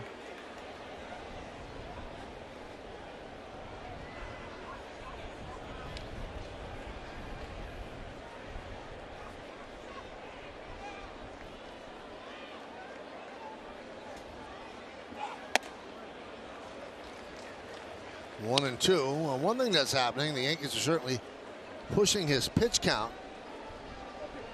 to an area that could be troubling in an inning or so. And remember, the Twins really used their bullpen. They used 6 pitchers out of the pen in game 1.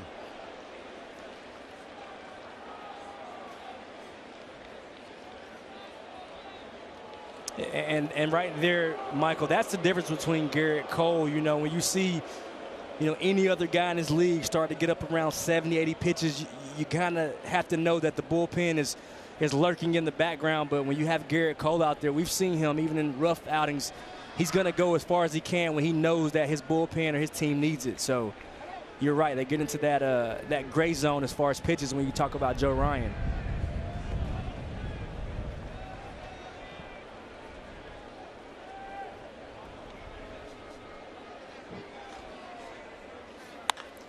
Rip foul.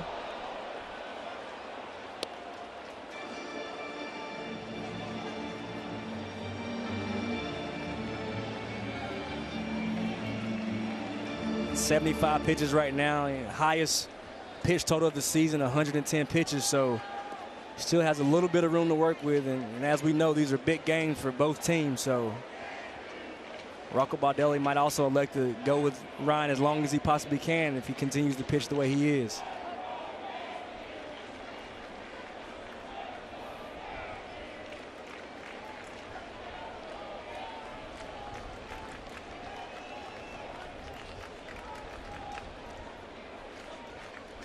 And the pitch. Fouled away. This is why the pitch count is rising, because he doesn't have the put-away pitch. Yep, and again, it goes back to the trust in the off-speed pitches. You see it. He's consistently getting ahead of these hitters, but he just doesn't trust his off-speed stuff.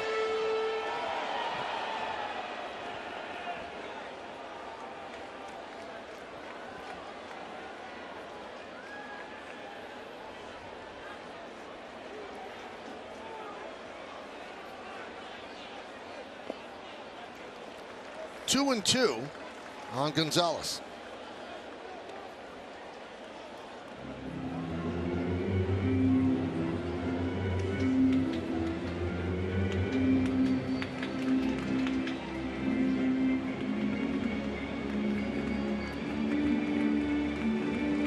It's a big spot for Marwin. Saw him go deep on Monday.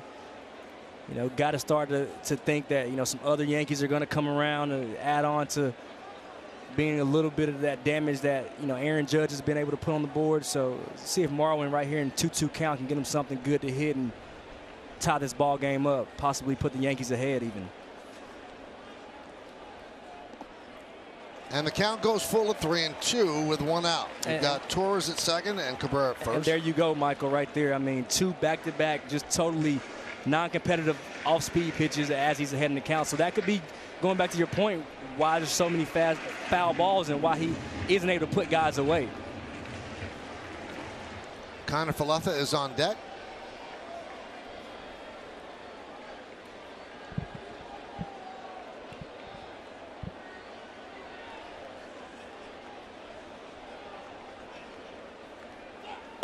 And he walked him.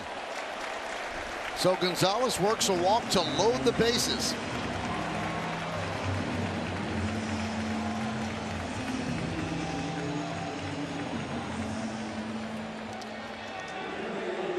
Four walks by Ryan.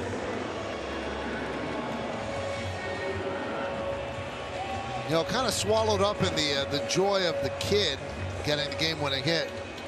Connor Falefa had a big game at third in the first game. Picked up the game-tying single, stole a base in the 12th, and ended up scoring the winning run. So he was a big part of that victory as well. And now he's up there with the bases loaded, one out. Drilled deep to left field. There it goes. See ya. A grand slam. IKF. 4-1 Yanks.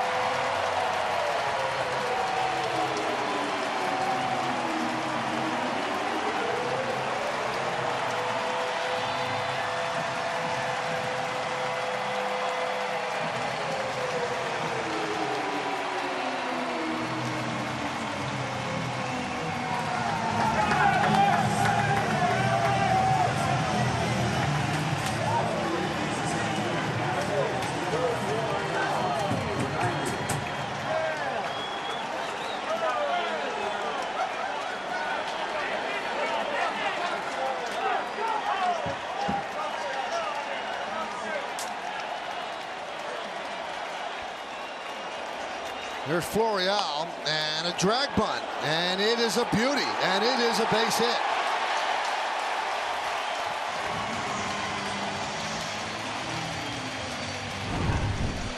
It's a beautiful swing right here from IKF, understanding the situation. A lot of fastballs up in the zone from Joe Ryan, and right there, this breaking ball hanging up over the plate, right in Isaiah Kiner Falefa's wheelhouse, and he absolutely made Joe Ryan pay.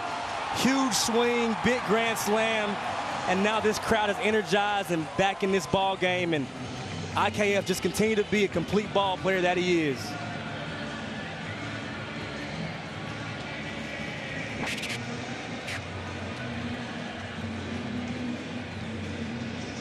.102 miles per hour off that IKF grand slam. Huge. Third home run for IKF. He has 19 career home runs, 16 solo, 2 two-run shots, and this his first grand slam. And nobody loves it more than Aaron Judge. You see him over there excited to see somebody else do a little damage and put some runs on the board. You see the big fella really loves that. You know, he cheers for his teammates and wants to see everybody chip in and do well, and that's just a huge moment for IKF. This guy doesn't listen to the noise, just shows up to play every day, no matter where he is in the lineup, and just continues to produce.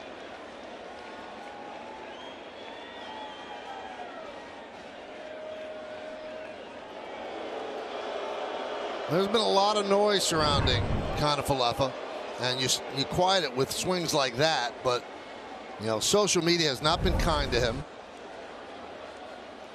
and he hears it. When there's that much noise, you do hear it. Sensitive guy, but he has battled, continued to take his at-bats, make his plays in the field, and now he has 3 home runs. You know, one of the big knocks is, you know, he's pretty much a singles hitter.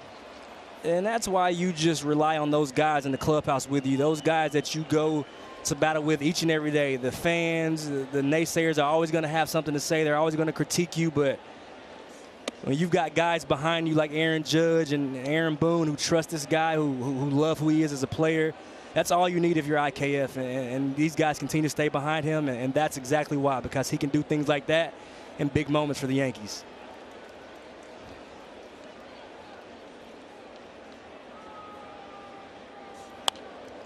So coming into the inning, the Yankees were getting no hit, and they were losing 1-0. Now they have 3 hits. IKF has 3 home runs. He's notched his first career grand slam, and the Yankees have a 4-1 lead, still batting here in the 4th. And teaching Judge a little bit of something about how to get a little pop out of that swing right there. Runner goes, pitch is high, throw to second. Got him. I'd like to see this one again. A pretty good jump by Florial. Looked like he might have got an arm in there.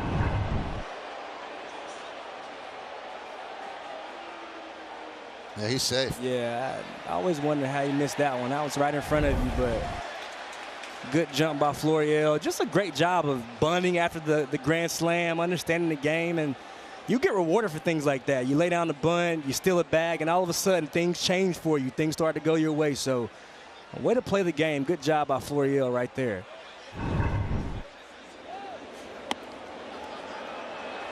New York is challenging the out call at second base. Well, the crew chief is Larry Vanover. He made the call. And you can see the hand clearly on the bag before the tag is applied. That should be overturned. And the crowd sees it on the big board in center, and that's the reaction you hear.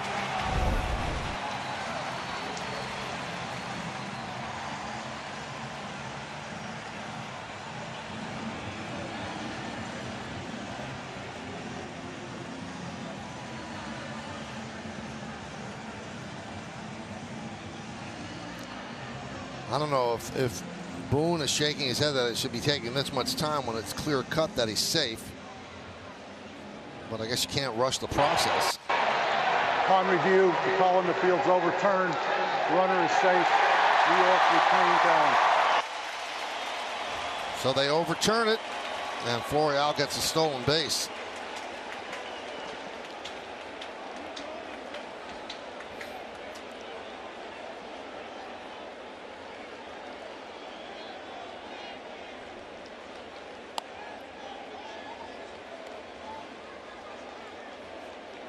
Well, they're allowing Ryan to take some warm-ups because of the challenge and the time that it took. So he takes 2. Now Peraza digs back in. He has a runner in scoring position with 1 out.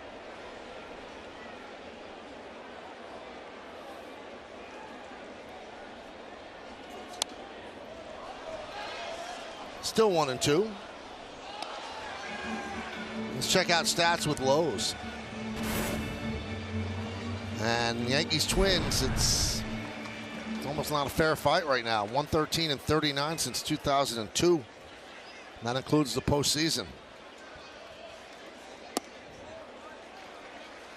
2-2.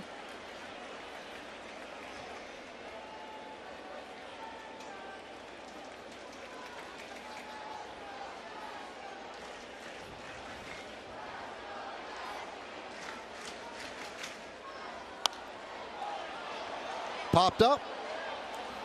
Sandy Leon makes the play for the second out.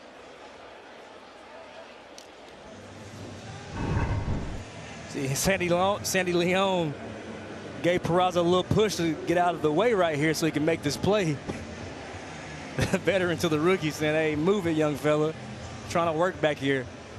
And then he had to play hopscotch so he doesn't step on his own mask. He didn't know where that ball was. That's why I pushed him out of the way. So here's Hicks. 4-1 Yankees on the Kiner-Falefa grand slam.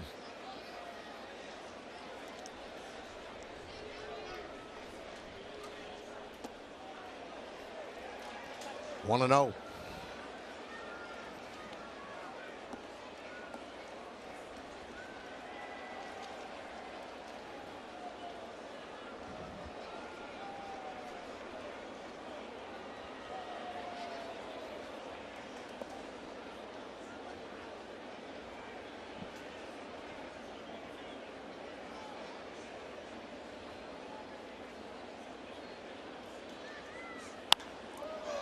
High pop-up.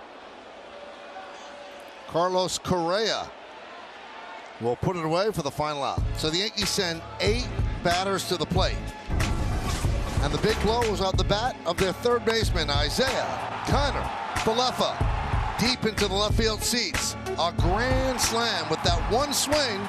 Celebration in the Bronx as the Yankees are leading 4-1.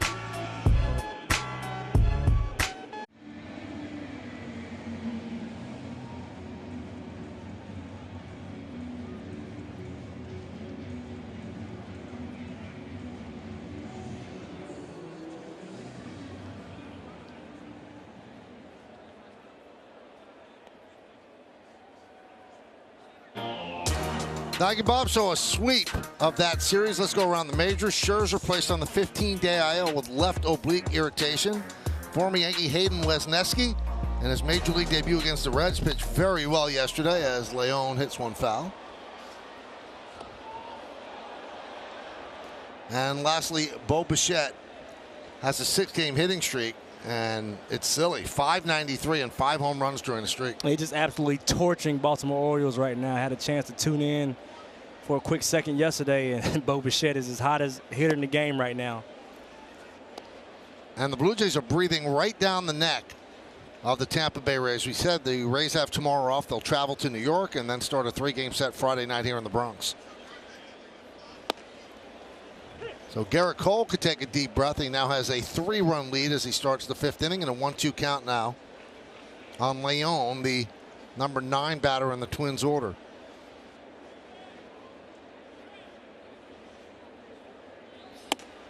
He goes around. Strikeout number 10, and Cole has struck out 5 in a row. Yeah, Garrett Cole seemed to get a little ticked off after that homer. And since then, he has absolutely just pounded the zone, came right at these Twins hitters, and pretty much taking the bat out of their hands right now.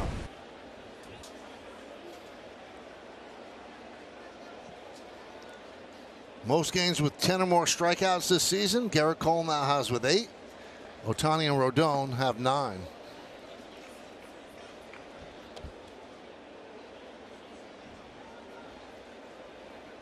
Another note, the grand slam by IKF. It's the Yankees' 8th grand slam this season, which is the most in the majors. Lined into center field. Florial makes the play, so the strikeout string is over, but an out nonetheless. All right, that means it's time for the answer to the trivia question. Who's the last Yankees pitcher to lead the league in strikeouts? It's either Guidry or Cone, I think. Downing. Al Downing. Al Downing is 64. It's not Cole. It's not Guidry. 217 for Al. Here's Correa. 0-1. Correa with a double and a home run off of Cole.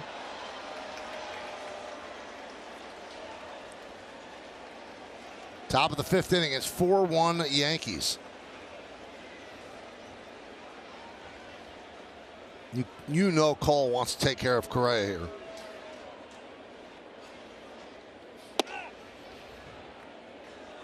One and one. Homer right here.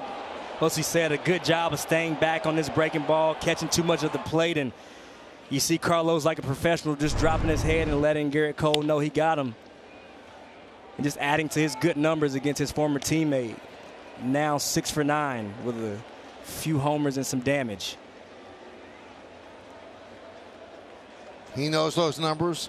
Cole knows those numbers. Absolutely. You know when you fare well against the guy, and you just feel confident as soon as you walk up to the box, no matter who that guy is. Swing and a miss. So he finally gets Correa and has 11 strikeouts in 5 innings. And he has retired the last 7 in a row. We're halfway through. Yankees lead 4-1. It's time for the Audi Electric Moment. Experience a fully electric Audi vehicle at your local Tri-State Audi dealer today. And after the Carlos Correa homer, Garrett Cole absolutely electric. Just carving guys up, taking names, the breaking ball working the heater by you. Go take a seat, talk about in the truck, and Garrett Cole looking like the ace that he is, coming out here, locked in, taking names, and you get him some run support, you know he smells blood in the water. 11 strikeouts for Cole. And the Yankees lead this one 4-1. New pitcher for the Twins, it's Giovanni Moran. This will be his 22nd game. Got an electric arm, 36 strikeouts in 26 innings, but he does walk too many, and the first guy he's going to face is Aaron Judge. So now back to our questions. 4-1 lead. Do you pitch the Judge now?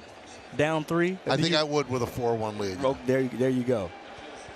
I mean, you got to get outs.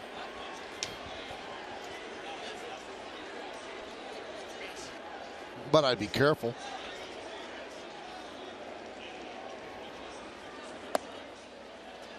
One and 0.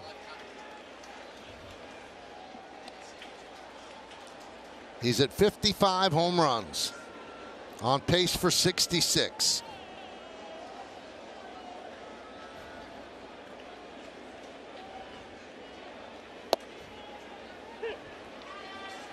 And it could all be explained a little easier if home runs were up all over the game. But he has an incredible lead over Schwarber and an incredible lead over Ohtani.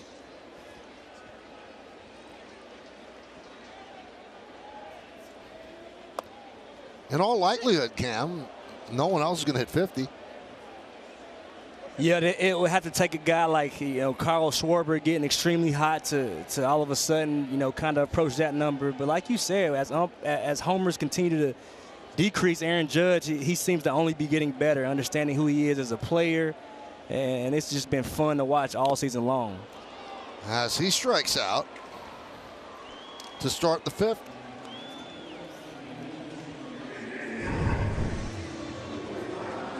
And this is one that Aaron Judge would love to have back. He has not missed this pitch too many times this season. And, sometimes it's like that. This guy's been as hot as they come, providing a ton of offense for the Yankees lineup and just swinging and missing at that changeup right there, just a little out front. There's Gleyber Torres, started that 4-run 4th with a walk. Count 0-1. We should send out birthday wishes to Susan Waldman. Oh, we can't forget Susan's birthday today. One of the greats. Been extremely kind to me through my playing career, and now transitioning over to the broadcast booth. Susan, wishing her a very happy birthday. Ground ball to Correa, and He gets Torres for the second out.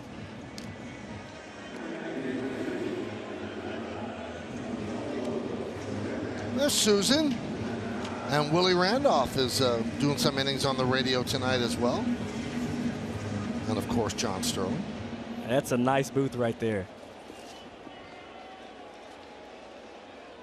You know what Meredith Morakovich did today? She brought a cake for Susan. And Meredith and Susan are tight. Very. Meredith doesn't even call me on my birthday on February 2nd. She doesn't call me. Not even a cupcake. No. From the cafeteria. Nope. I always text. So you would like a phone call. I didn't know the rules, Michael. You will get a phone call on February 2nd at 12:01. Jody will hate me. All right. And some type of chocolate cake.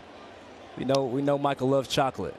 Now, if you guys were here at 10 a.m., you could have been a part of the cake celebration with the singing and the candles and all that good stuff. The flowers, you know. Yeah, I forgot to mention the flowers. Yeah. You guys weren't here. I got here at 11. Game started at 3. Cabrera fouled it back. Anyway, happy birthday, Susan.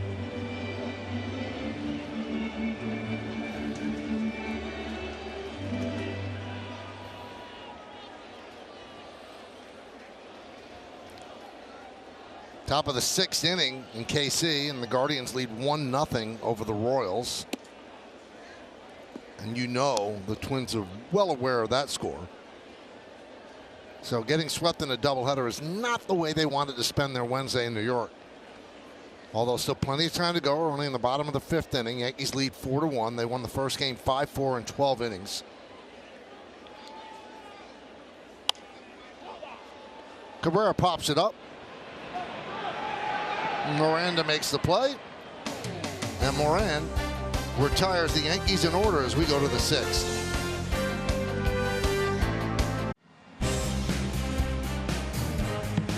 Well, tonight, it's another MLS Eastern Conference showdown as NYCFC takes on FC Cincinnati. Stream live coverage now on the Yes app or watch it after Yankees coverage on Yes, New York's most watched sports network. Great field right outside Yankee Stadium, and Garrett Cole with 11 strikeouts will start the 6th, and he deals a strike to Miranda. Montefiore Einstein scoreboard. Yankees lead 4-1 on the Isaiah Connor Falefa grand slam. You know what I particularly liked about that home run? He only has 3. And you see the 11 strikeouts tonight, struck out 6 of the last 7 batters. He only has 3, but still had the bat flip down. Yeah, sometimes when you know. And when you go down the left field line, the shortest part in the of the ballpark, you know what? You can drop it. You can, give it a little bat flip and let the boys know. He let them know. And like you said, you know what? Hasn't been the kindest as far as social media and some of the fans. So, you know what? That's a big moment for IKF, and he deserved that.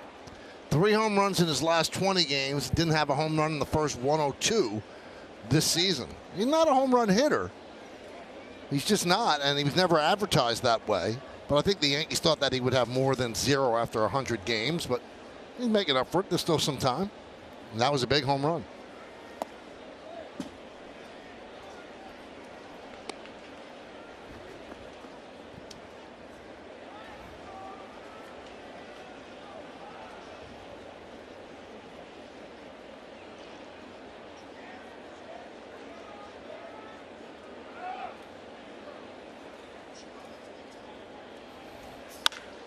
Ground ball to Peraza. Sets and throws.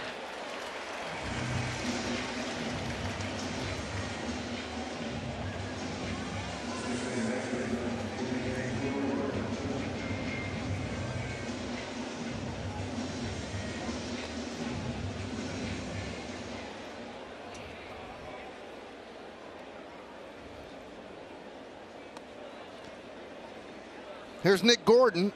Gordon's 1 for 2. He'll strike out in a single. Each team with 3 hits.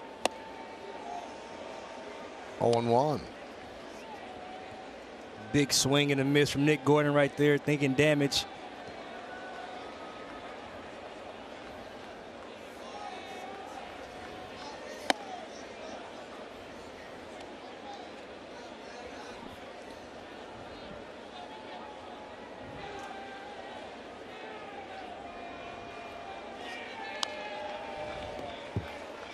Tonight for Garrett Cole, 17 of 22 first pitch strikes. So a big part of the success that he's been able to have tonight.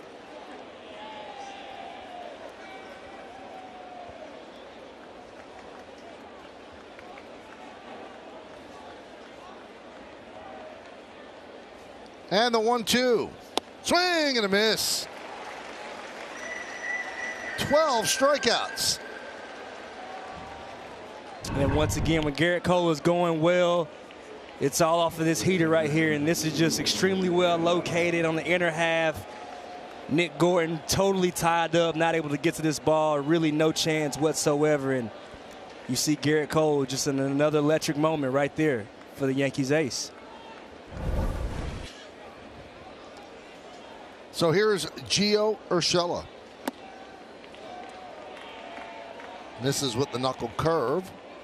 1-0.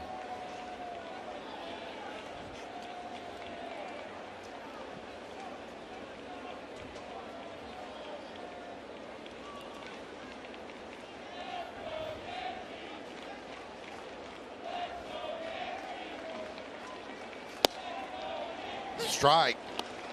Fastball on the outside corner, 1-1. And that is an absolute dart from Garrett Cole. I mean, just paint, precision at its finest right there. Last three pitches, last three fastballs have been just outstandingly located from Garrett Cole. 1-2 on Urshela.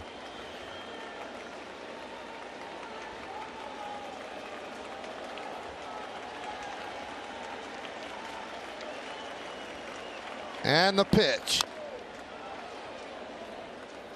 Fouls a changeup off. Be interesting to see. He's going to be at least 100 pitches. Do they keep him in to pitch the 7th inning? Because although it seems like the Yankees have a big lead, it's just a 3-run lead right now. No one's up in the Yankee bullpen.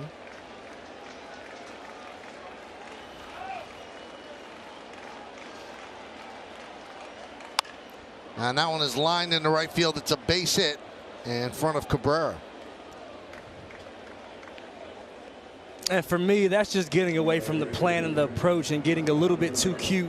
You absolutely blow Gio Urshela away with fastballs at bat before. He can't catch up to the heater this at bat. And what do? You give him a chance on a changeup before this pitch, and then you hang a breaking ball. So sometimes when you're feeling good, you got to stay away from being too cute. And I think that was just one of those at bats where Garrett Cole got a little too cute with Gio Urshela, and just a nice piece of hitting from Gio.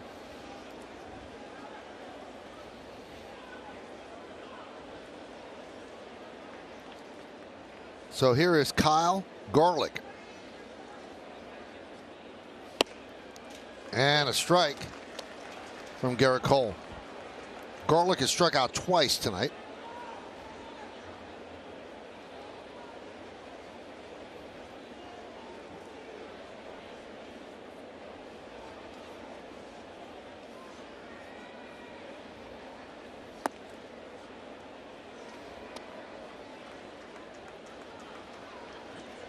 Now you look at Garlick's setup, and one, it's about comfort and things like that. But a lot of guys, you know, I play with players who they talk about getting both eyes on the pitcher. They want to turn their head even more. So, you know, this could be one of those situations where, you know, his normal setup, he probably only had one eye on the pitcher, so you didn't pick the ball up as well. And you see guys make that adjustment, you know, sometimes, you know, throughout their career.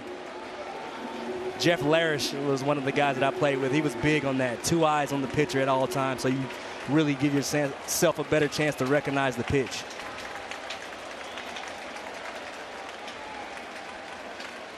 One and two.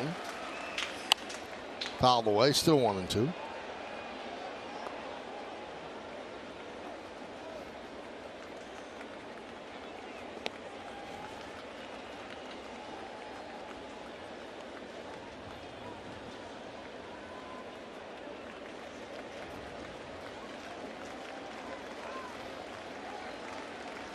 (4-1) Yankees lead. Ground ball sharply to second. Torres will flip to second, and that'll do it. No runs to hit. 1 man left. 5.5 in the books. 4-1 Yanks.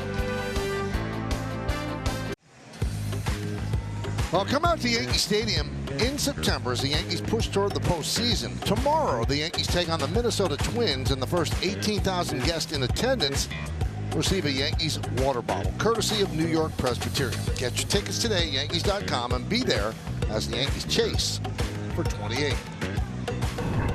After the 6th inning, Garrett Cole, whatever you want to Aaron Boone, whatever you want.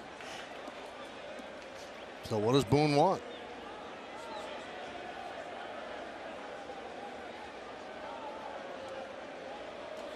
I think he wants another inning. That's what I think he wants. We've seen it before out of Garrett Cole. I mean, he's not afraid to go deep as he possibly can, and that's what you do love out of your ace. Whatever you want, I'm ready, Coach. Let me know. Montefiore Einstein scoreboard, 4-1 Yankees.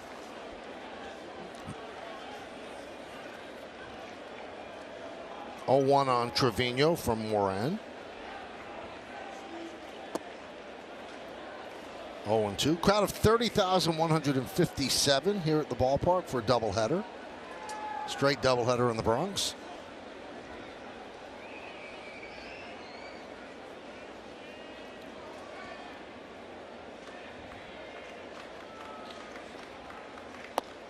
Did he go?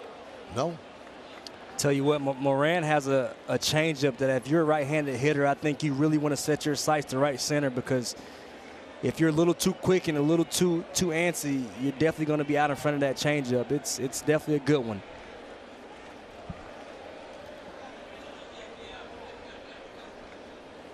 Swing and a miss. Trevino down on strikes. Well, look who's here to enjoy tonight's show. Jimmy Fallon.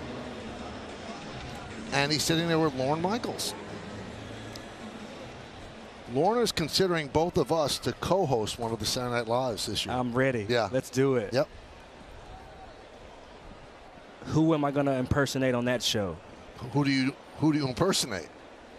Are you good at that? We could just do a song and dance. Whatever they want. I get a lot of Chris Tucker. I got that a lot in my, in my life. So, look, he's calling your agent now.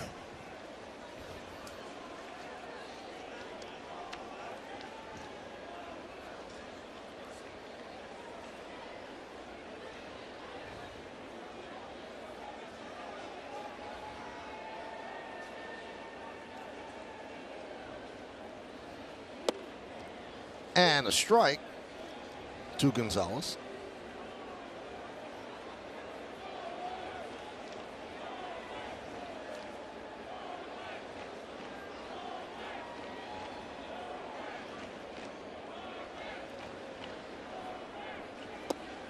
One and two. And you see it. I mean, a steady diet of those changeups, and these guys just not able to, wait back, see this ball up in the zone a little bit more. This is a guy that you definitely don't want to try to do too much against, or you'll definitely have some bad swing and misses out here.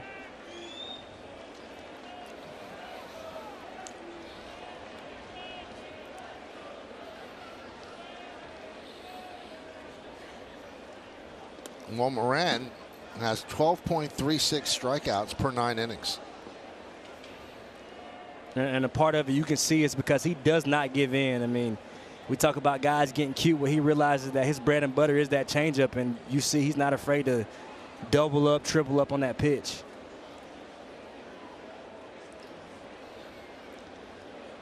Twins have out-hit the Yankees 4-3, but the Yankees lead 4-1, bottom of the 6th.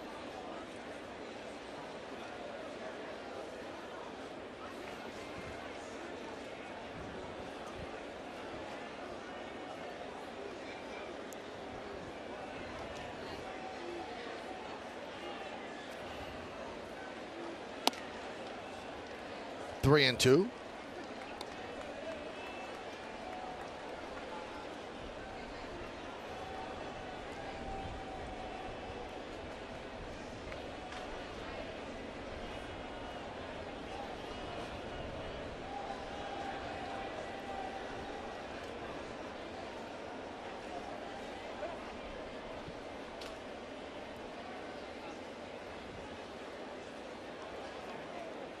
Four 3-0 Yanks, 1-4-0 for the Twins. Second game of this doubleheader. Yankees won the first one 5-4 in 12 innings.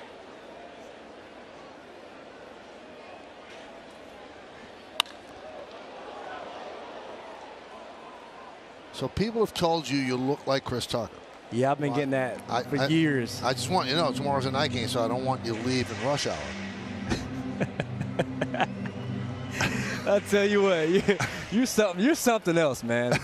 Yeah, this guy, I'm telling you, I told somebody the other day, Michael Kay could be a freestyler. I mean, everything off the top of the dome. A freestyle rapper, you think? Hey, you have bars. Sneaky. 3-2.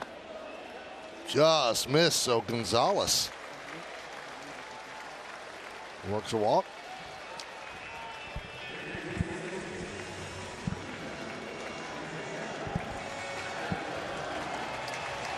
So here's the hero of the night, at least the second game, although he played a big part in the first game win as well. Kiner-Falefa with a grand slam in the fourth inning.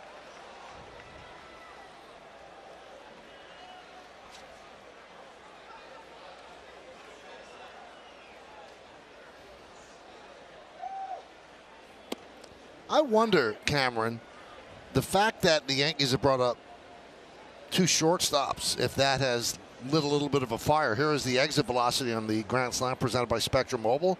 Go to SpectrumMobile.com today. 102 off the bat. Traveled 367 feet. He knows Peraza and Cabrera really are shortstops by trade. Yeah, I think when you look at IKF, who he is as a player, when you see him just walking around the clubhouse, he's a very intense guy. He's a guy who's extremely focused. So, you know, throughout the season, you're always going to have competitive competition. You're always going to have somebody nipping at your heels, wanting an opportunity and a chance. So, like you said, I think a guy like him, it can only drive him to lock in more and continue to try to help out like he has in this series so far. 1-2.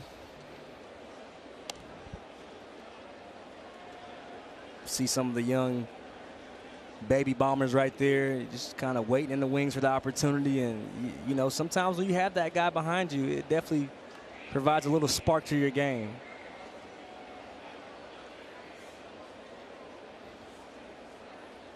Runner goes. And it's a stolen base standing. And he rounds second as well. Kind of add insult to injury.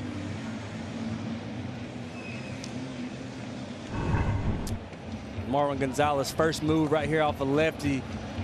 Good pitch to run on as well. Breaking ball in the dirt. Everything working out for Marwin right there. It's probably the easiest bag he's had in his career. And another RBI opportunity right here for Isaiah Kiner-Falefa.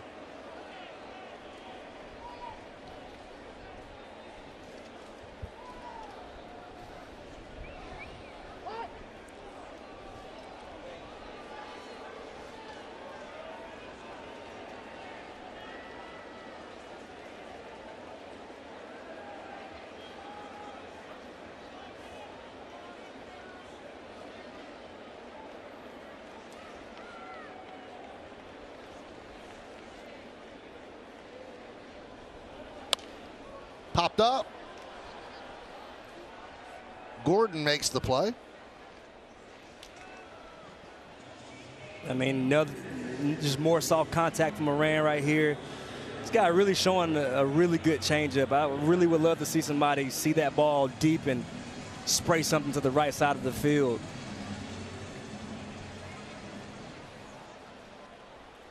And still nobody up in the Yankees bullpen, so indicates Garrett Cole going to be coming back out to try to add to that K total.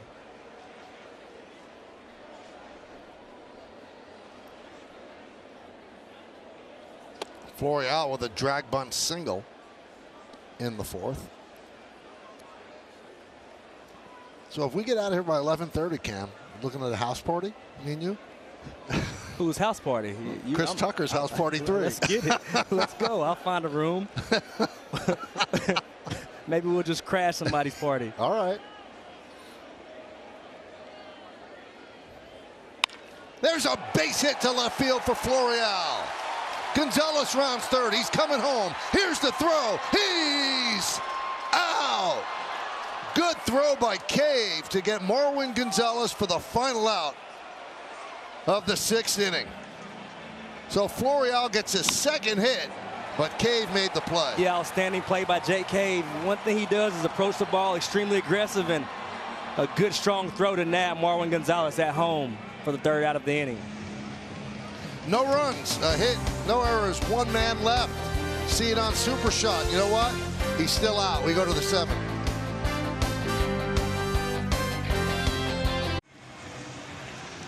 Yankees Baseball on Yes is brought to you in part by Delta, the official airline of the New York Yankees. Delta, keep climbing. And by Toyota, the official hybrid vehicles of the Yankees. So the Yankees had a chance to make it 5-1 on the Florial single, but a good throw by Cave, and Cole comes out to pitch the 7th. Now the rain out yesterday kind of hurts the Yankees in this sense. If Cole had pitched yesterday as scheduled, then he could have pitched Sunday against Tampa Bay. So he misses the Tampa Bay series because of the rain out. And then Monday is an off day, and he'll probably pitch Tuesday with the extra rest against the Red Sox at Fenway. Jake Cave will lead off the 7th inning against Cole. Cole with 12 strikeouts in the game and 2 walks. On 106 pitches. 2-0.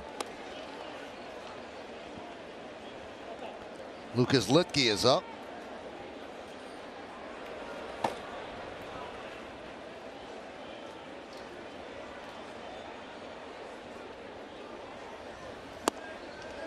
And a strike. 2-1.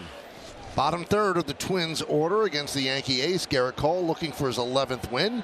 The Yankees looking for their 83rd win of the year.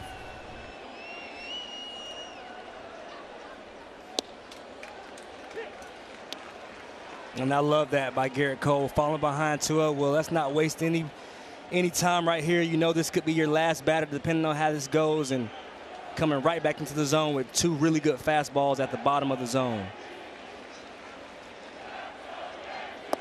Did he go?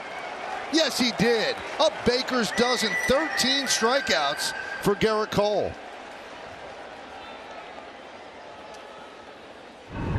This is a really good job of Garrett Cole, coming all the way back, getting into a 2-2 count, and now when you get there, that's that count where there's so many things you can do, and just a nasty slider.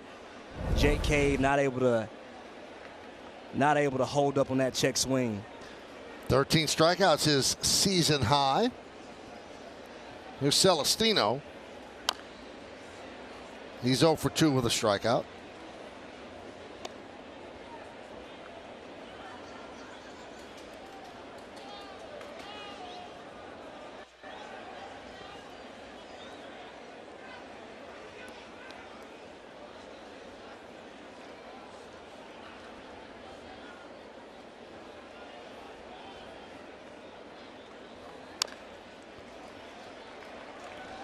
The best deal in mobile. Get unlimited for only $29.99. Visit SpectrumMobile.com. 0-2 on Celestino here in the 7th.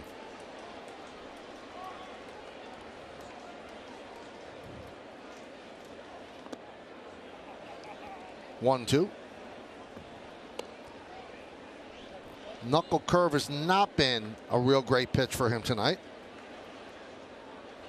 His fastball's been his money.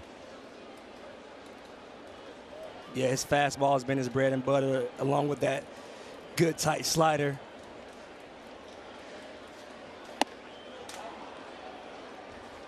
2-2.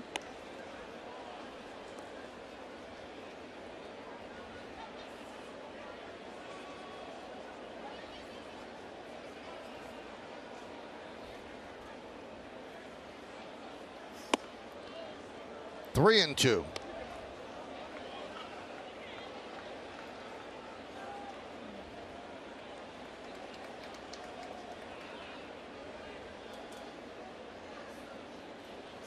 Swing and a miss. 14 strikeouts for Cole. And I absolutely love this by Garrett Cole. This is what I want to see from the Yankees ace.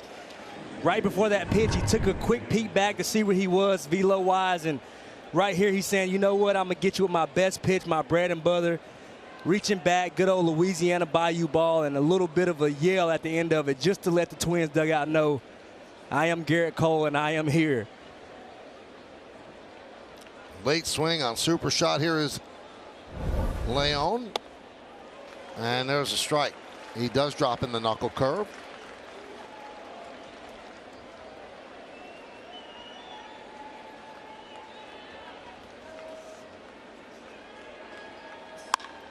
That one is lined into center field. Coming on, Florial. He can't make the play. Blocks the ball. It'll be a single for Sandy Leon.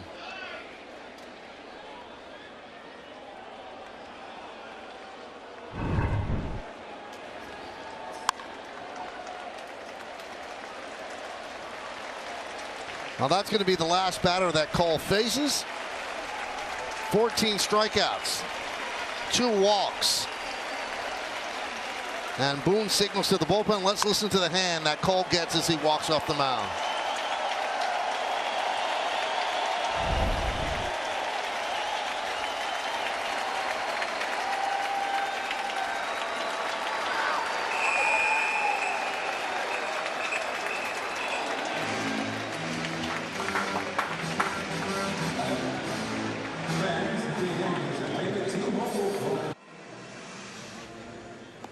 Garrett Cole, the Yankees ace, a man on a mission. After getting game 1, this dude came out ready to go. 14 punches on the day. Breaking ball was absolutely electric. The fastball, his bread and butter, what it always is, just pushing guys away. I mean, Garrett Cole on a mission, another guy coming out, giving the Yankees a much-needed length. And this guy in his bag all night long. Yankees, Aaron Boone, happy to see it. Garrett Cole pitching like the Yankees ace that he truly is. Well, he had the responsibility of going deep into this game after the first game went 12 innings, and he threw 118 pitches, and he leaves with a runner on first, 2 outs, and a 4-1 lead here in the 7th. So Litke comes on to try to get a rise. Litke quietly very effective for the Yanks. Since June, he has a 1.56 ERA.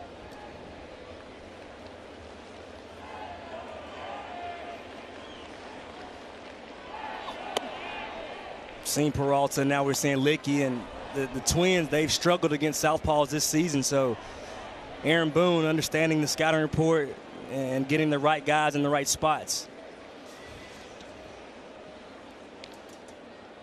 Yanks used 5 relievers in game 1.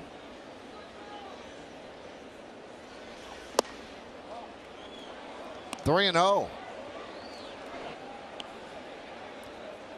Now it gets to be a little nail biting time. If you lose Arise, then you have to face Correa with the left-hander Litke, and Correa would come up as the tying run. 3-0. Laid it right in there, 3-1.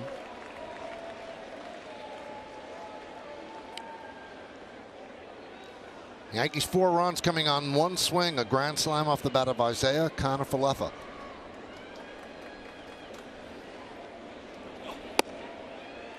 Three and 2 on a rise, so that's going to release Sandy Leon.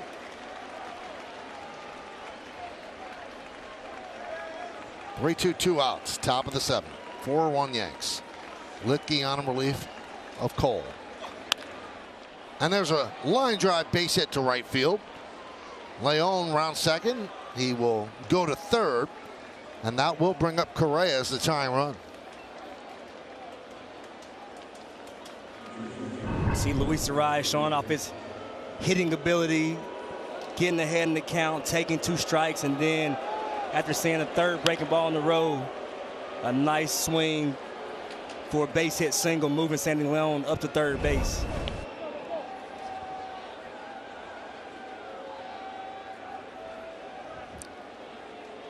Seem to like each other.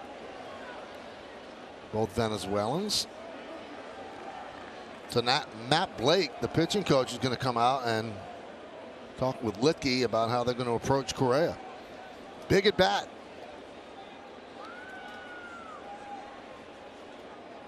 And Correa has 2 hits and 3 at-bats against Cole. Here's what happened in the 3rd inning. Yeah, big homer, staying back on this breaking pitch right here. And you see him drop the head, letting everybody know he got him.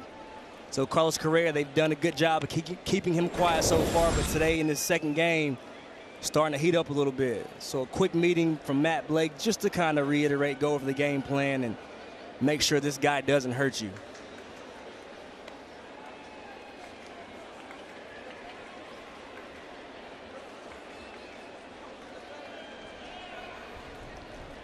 So here is Correa. Runner at 3rd, runner at 1st. And a strike. Backdoor cutter, 0-1. That's a great pitch by Licky right there, and a nice job of Trevino framing the ball like he does so well. Stadium crowd with a chant of cheater. 0-2 because of Correa's past employment with the Houston Astros. Really good breaking ball right here, just absolutely falling off the table. Started this ball in the great location, looked up in the zone on Carlos Correa. It's where you want the ball, and then as it gets to the plate, totally dropping off the table.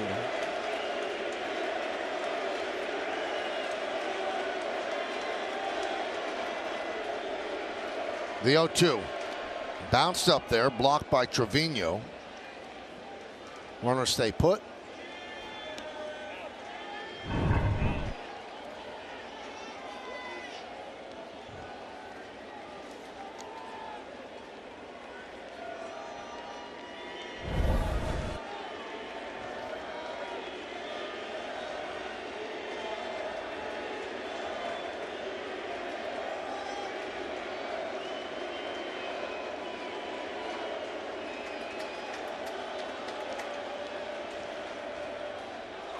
Swing and a miss, he got him.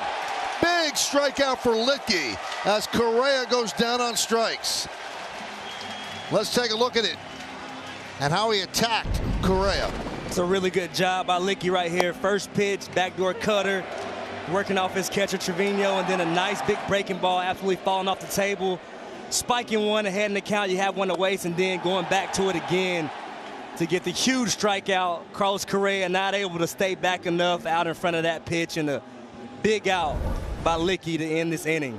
At the end of 6.5, it's time for the 7th inning stretch here at the stadium. Yankees lead 4-1. Cadillac game summary: 4-4-0 for the Yanks, 1-6-0 for the Twins. Joe Ryan lasted 4. Garrett Cole 2 outs into the 7th, and he threw 118 pitches, tied for the 2nd most in a game in his career. Remember, he had 129 in the shutout at Houston on July 10th last year. Correa, solo home run against Cole. Connor Falefa, a grand slam in the 4th. That's his first grand slam of his career. And Cole, a season-high 14 strikeouts. Here is Emilio Pagan. Nice job by Moran.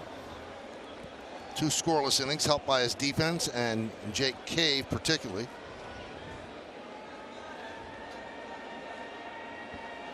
So Peraza will start it off. It'll be 9-1-2, so we'll get a chance to see Judge here in the bottom of the 7th.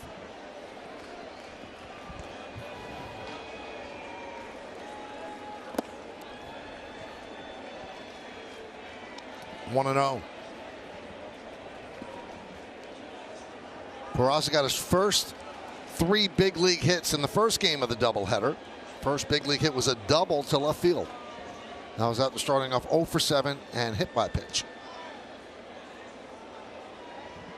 He's 0 for 2 in game 2.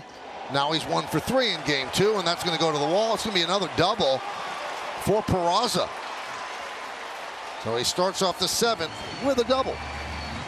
That's another beautiful swing by Oswald Peraza. I mean, starting to get his feet wet, starting to get his feet back up under him, and this is the young man that we all were waiting to see.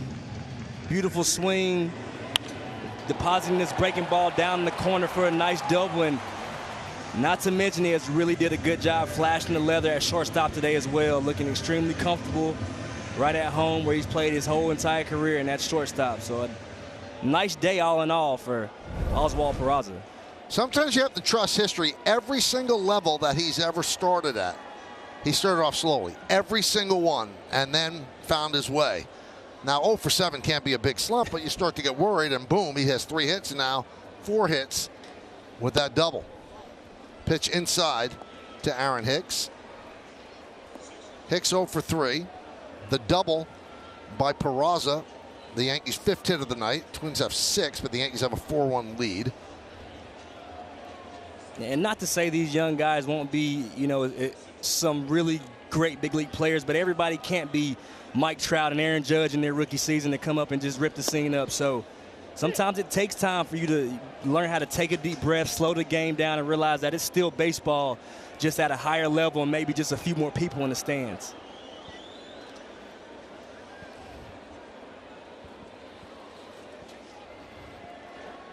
And a third deck. And the third deck as well. Yep. Definitely makes a big difference.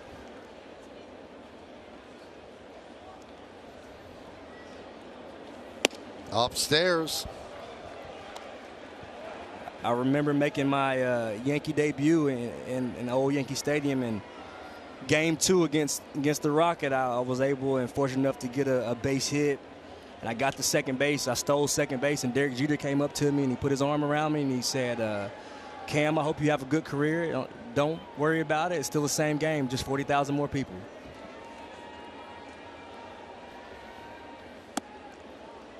Now, did you have a previous relationship with him, or he just knew, hey, this is a rookie? He came right up to me as a rookie, and that was just the kind of guy that he was. And had an opportunity to share the field with him was definitely something that I will never forget. Had a chance to run into another captain today in the great Willie Randolph. So how cool was that? Mm-hmm.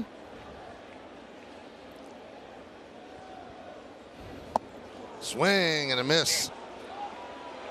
All right, so with a 4-1 deficit, Cam, and Judge coming up first base open, what are the Twins going to do? This is an interesting situation, and you'll see Aaron Judge occasionally peek over there to kind of see what Rocco Baldelli is going to do, and I think down 3, Rocco's going to put him on. Like you said, to try to keep this game as close as possible. It stings for the fans. It stings for the people watching on Yes, but it's the move to make if you're Rocco Baldelli. It really is. If you're Rocco Baldelli, you're trying to do everything you can in your power to get your team in a position to continue to make that push for the division. And the last thing you want to do is allow Aaron Judge to add some insurance run to this already 3-run deficit. Well, they walked him intentionally twice in the first game, and an unintentional walk in the first in this one, then 2 strikeouts, and now an intentional walk.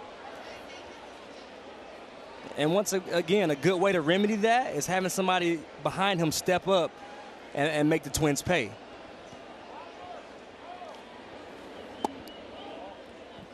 And there's where you see the value of Anthony Rizzo, who's at home with headaches from the epidural.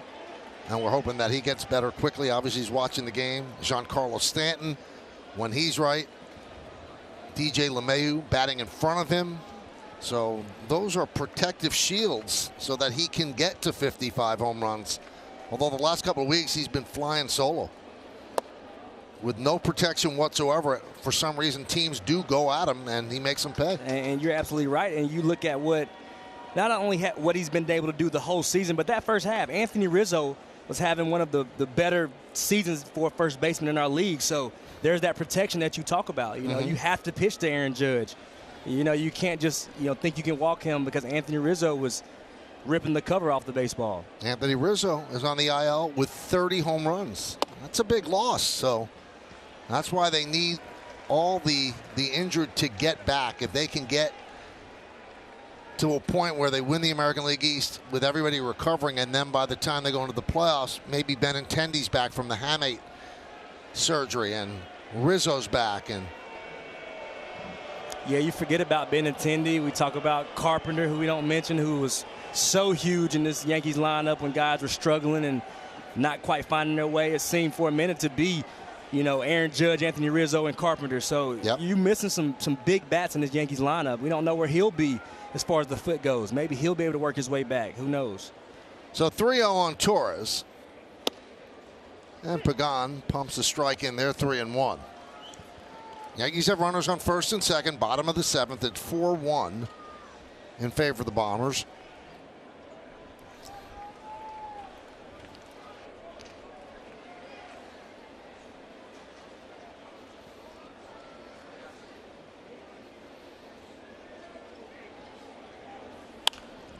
Popped up. They call the infield fly rule. Miranda makes the play for the second out.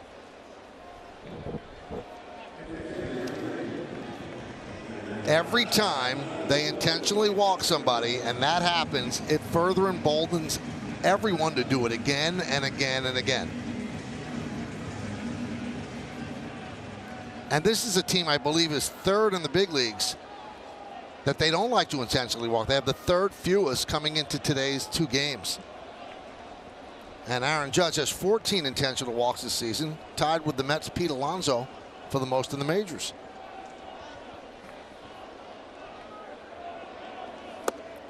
Oswaldo Cabrera swings and misses. And that's still so wild to me. You see, tied with Pete Alonso and Aaron Judge leading the league clear and above in homers. And it's like, try to figure out, where the discrepancy is. How come he doesn't have more intentional walks with the way he's swung the bat this season? It's just somewhat mind-boggling for me. I don't know why teams haven't caught on and made the rest of this lineup beat them.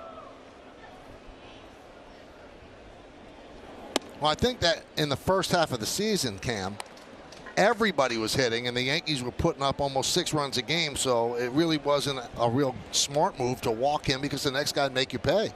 But now, over the last month, I don't understand why it hasn't been done more.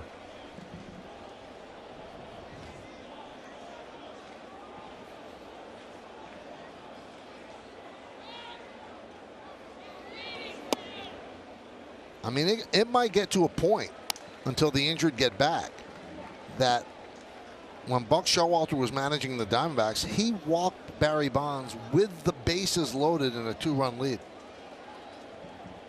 I mean, as they go down the stretch, as we said, a lot of teams that they're going to be playing are fighting for their lives. And when push comes to shove, if Aaron Judge is at the plate, and that's what you have to do, I'm sure we might see somebody take that initiative and do the same thing that Buck did.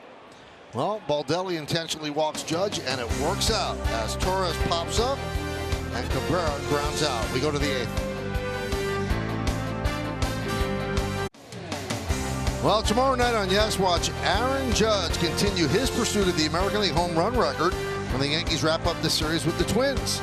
Coverage begins at 6 with batting practice and the pregame, and first pitch is scheduled for shortly after 7 on Yes, New York's most watched sports network. Some players that have modeled both uniforms, most recently Gary Sanchez, Gio Urshela, Josh Donaldson, Sonny Gray. And Sonny Gray's going to pitch tomorrow against his former team. Litke got the final out in the 7th, striking out Correa. And Miranda hits a fly ball to deep center. Going back, Florial still back. He's on the track, and he makes the play. Almost lost his hat. This is a really nice play by Florial right here, understanding where he is near the wall. He tends to freeze a little bit to get a good read, but a good job late picking the wall up and knowing where he is out there in center field.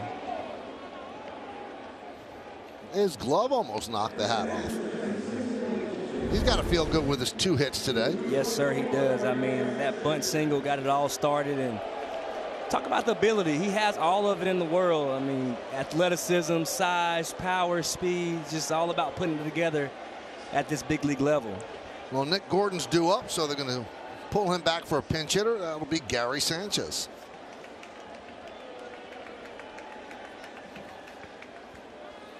Sanchez in the first game was 1 for 5.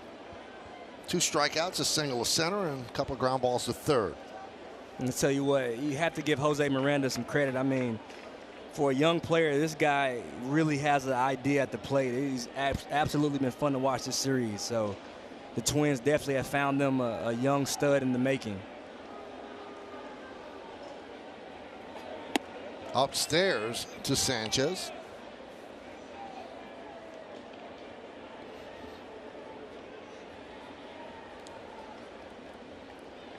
So Nick Gordon was 1 for 3 against Cole, a single and 2 strikeouts. Cole with a season high 14 strikeouts in the game.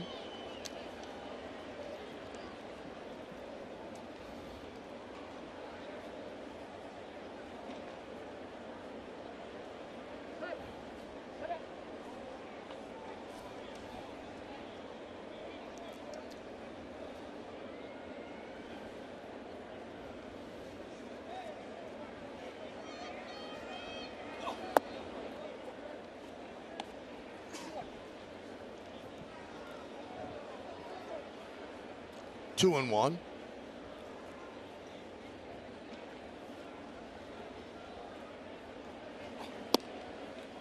There's a strike.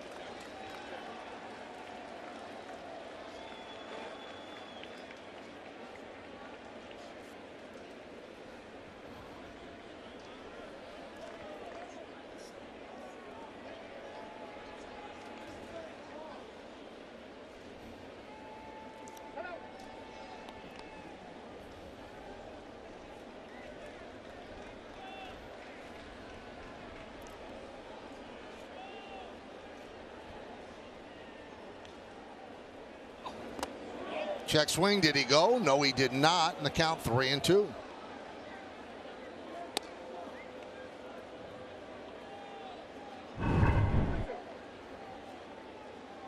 You decide.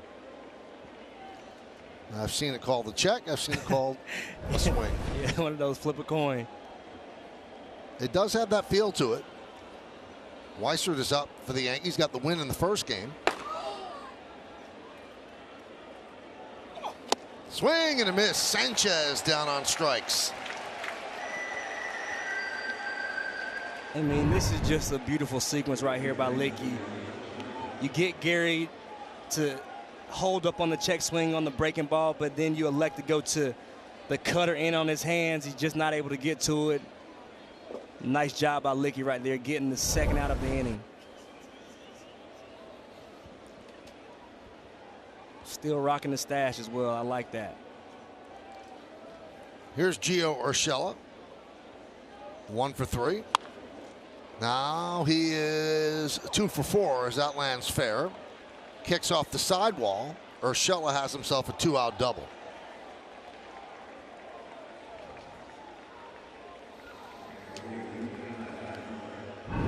Then after some struggles, Gio getting it going here today. In the second one, nice piece of hitting right there, staying on that breaking ball down the zone. We've seen Gio do this time and time again, and another nice piece of hitting by Mr. Urshela.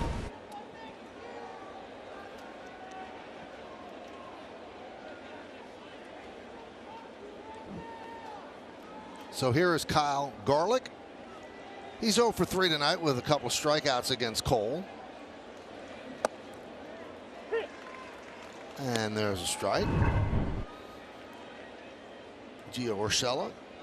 Talked about how loved he was by the whole clubhouse. That includes the bat boys as well. Gio just one of those guys that lights the room up when he comes into it.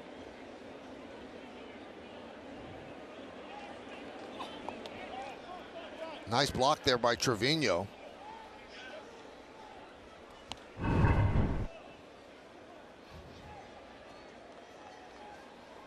One thing Gio did a lot of when he was with the Yankees, and it wasn't publicized because he didn't do it for the publicity. He worked a lot of charity events, especially for kids, and he's doing the same thing in Minnesota as well. Again, doesn't want credit for it, doesn't want the spotlight, but he does it on his own time. And you love that, and that's what it's about, using your platform to enrich the lives of others and bring happiness and joy to the kids and the youth around us who look up to us as athletes and want to play this game one day. So props to Gio for continuing to be, you know, that guy on and off the field. 1-2 count on Garlick. We're in the 8th inning. It's 4-1 Yankees over the Twins. 2-2. Jake Cave is on deck. It's a long night for Trevino. He caught the last 3 innings of the first game, now behind the plate for game 2.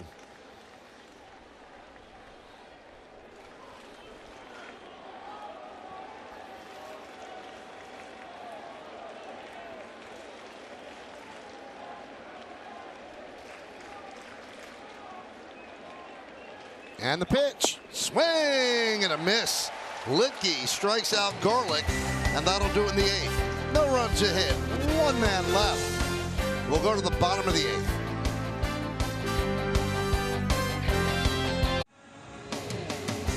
Well, fans, stay tuned after the final out for the WB Mason Yankees postgame and get highlights, analysis, and complete reaction from tonight's game with the Twins. Plus, Aaron Boone on the manager's report. Austin Davis will come on to pitch the bottom of the 8th inning and try to hold it right here. 52nd game, you see more than a strikeout per inning and perhaps too many walks. And he's going to face Trevino, Gonzalez, and Connor Falefa.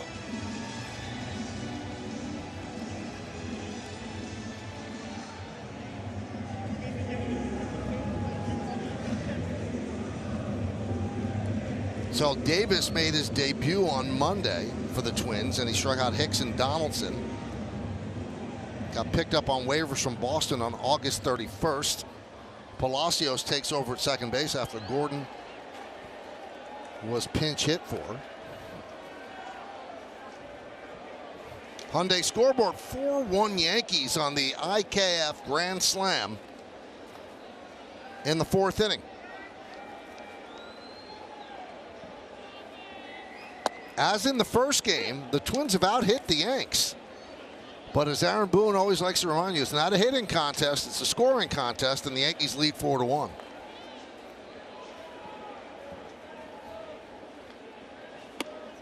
Oh, 2 on Trevino. Trevino's 0 for 3 tonight with 2 strikeouts.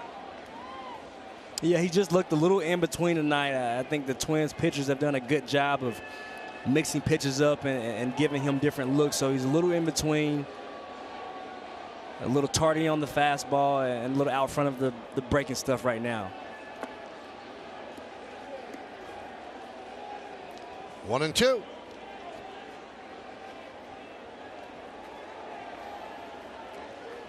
Bottom of the 8th inning in KC, and the Guardians lead the Royals 1-0. A game of interest for the Twins.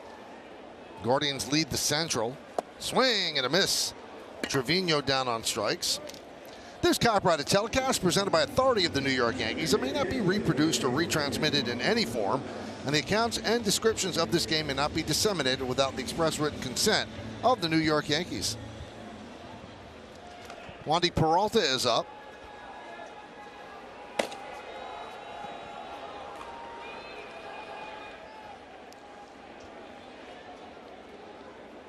Here's Marwin Gonzalez, who's 0 for 1.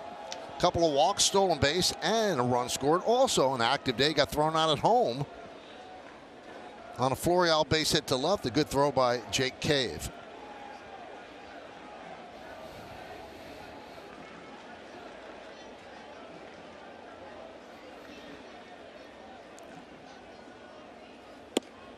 Two and 0.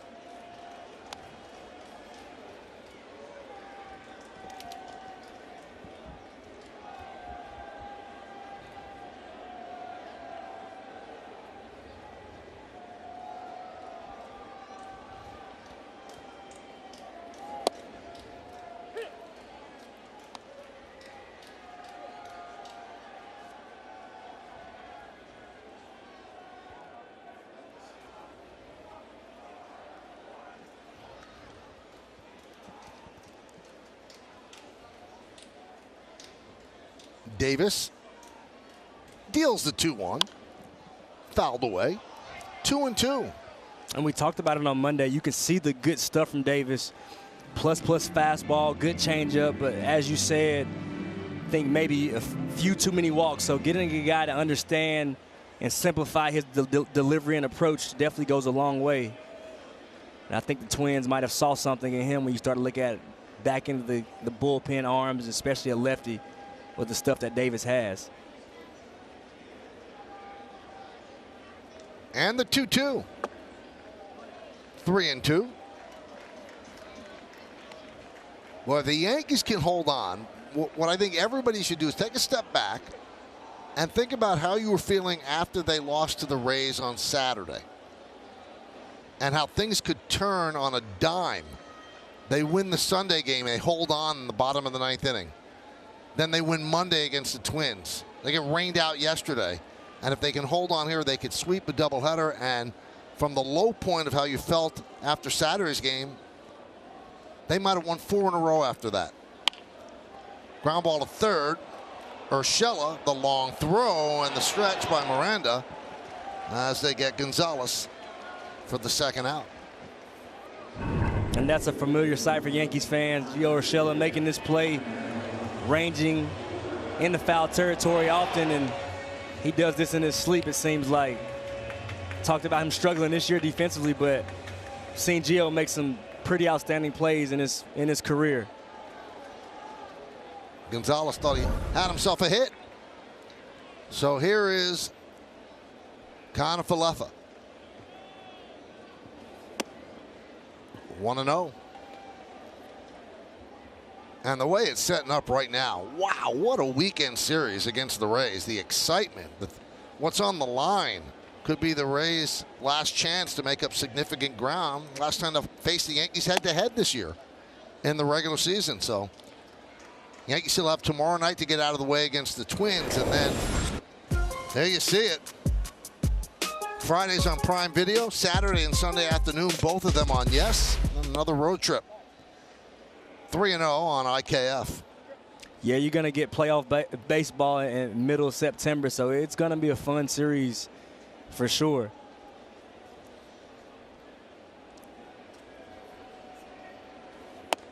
And he walks IKF on 4 pitches. So a 2-out walk. Oh, to be a fly on the wall there. Well, fans, remember that the Yes app is the place to stream live Yankee games on Yes anywhere you go. Plus, get second screen features like Yes Watch Party and free pick and play games where you can win cash and prizes. Scan the QR code on the screen to download because the Yes app is where it's at. No way to read anybody's lips there, especially Nestor Cortez. Not even a hand, the whole face is covered.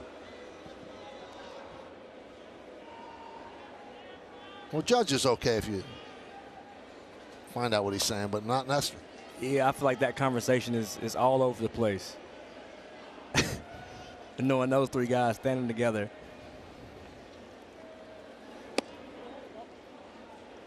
You know, one other thing we should mention about this weekend, Friday night, Derek Jeter.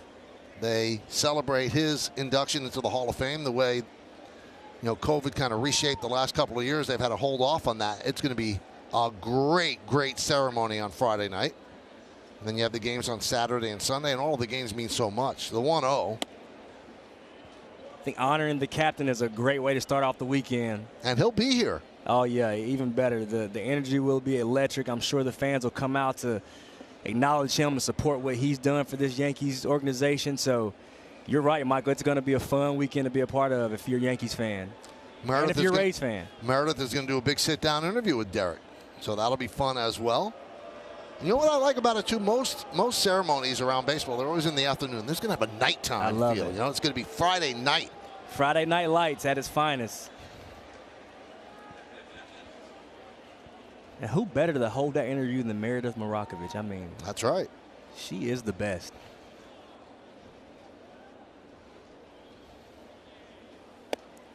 Two and one on Florial. Florial a drag bunt single in the 4th, then a clean single left field in the 6th. So just what you wanted to see. Some of these young bombers tonight starting to relax a little bit, take a deep breath, and good things starting to happen for them. You wanted to see these guys re-energize the lineup, and they've done that so far today.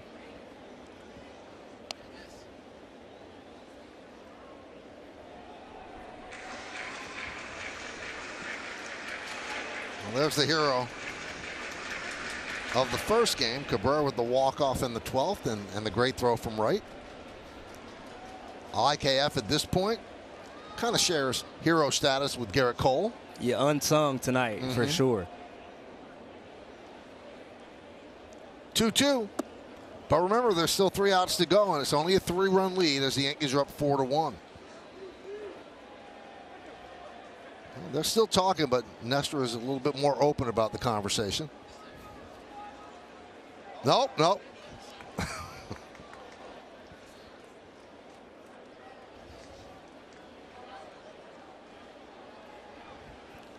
Runner goes, and Florial works a walk. So 2 quick outs and then 2 quick walks by Davis, and that's kind of the story of Davis. Good stuff, but occasionally he does lose the plate. And now the pitching coach, Pete Mackey's going to come out.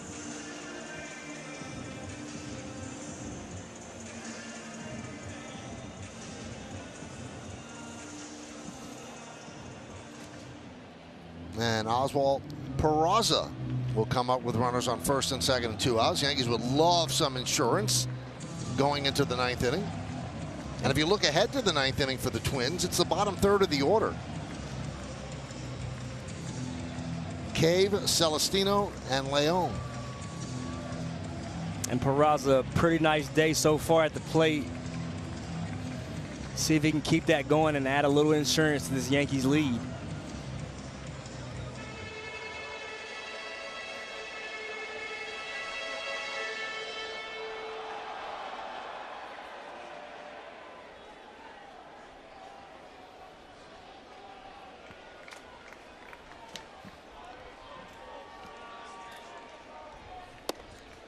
And there's a strike to the rookie. Double his last time up, 1 for 3. Had 3 hits in the first game. And has looked comfortable playing shortstop.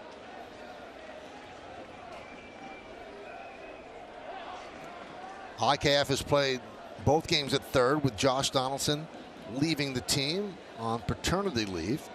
Should be back shortly. But has allowed IKF to move to third and Peraza to assume his normal position. The 0-1, 0-2.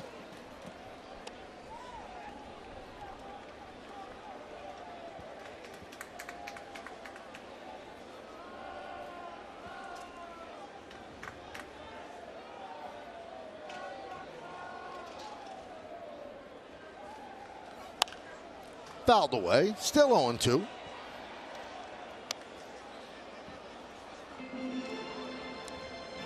Four, 5-0 for the Yanks and 1-7-0 for the Twins. Bottom of the 8th inning. Yankees threatening first and second with 2 men out. And the number 9 hitter, Oswald Peraza, at the plate.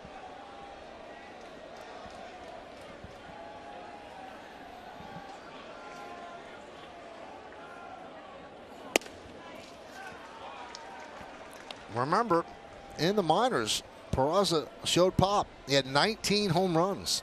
Might not look like a home run hitter, but has pop.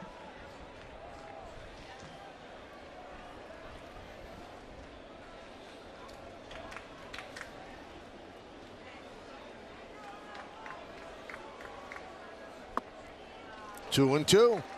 It's funny when you put him beside Glaber, very similar in stature and size. So we've seen what Glaber can do with some power. So it doesn't surprise me at all when you talk about Peraza's power numbers in the minor leagues.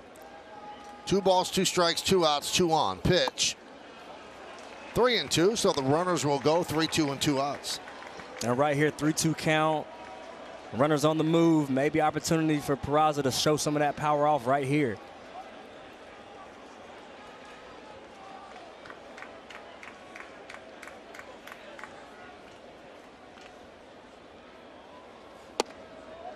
And there's ball 4. So that'll load the bases. 3 straight 2-out walks loads the bases for the Yankees. And that's going to bring up Aaron Hicks.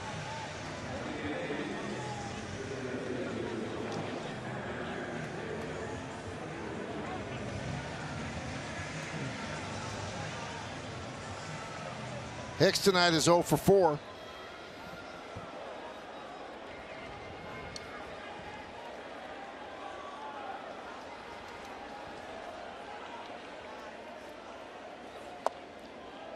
Missed low, 1-0. And this would be a good time for Aaron Hicks to come through with a big knock for his own confidence and once again add a little insurance to this Yankees lead. He has not done well in these situations in his career. 143, just 1 grand slam. 2 for 11 this year. Oh, it got better, though, as he rips one past third and down into the corner, and that is going to clear the bases. A 3-run double for Hicks, and the Yankees lead 7-1. Oh, that's a great sight for Aaron Hicks right there, right on time. A much-needed bases-clearing double. The Yankees needed it for insurance. Hicks needed it for confidence, and just a nice sight to see somebody other than Aaron Judge putting some offense on the board. So a nice piece of hitting by Aaron Hicks, waiting for his pitch and driving that ball down the left field corner. Good for him. That'll be huge for his confidence tonight once he gets in the car and makes that ride home. All right, here is Aaron Judge now, runner at second with 2 outs, and they will pitch to him, and he fouls it off. Well, Davis has no one to blame but himself. He walked the 7th, 8th, and 9th batters in the Yankee order to get to the top of the lineup, where Hicks cleared the bases, all with 2 outs.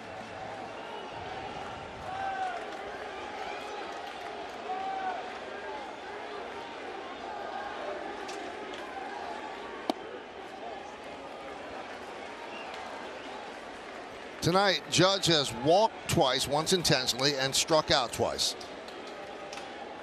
He's homered in 4 straight games. He homered in game 1 and the doubleheader. 1-2.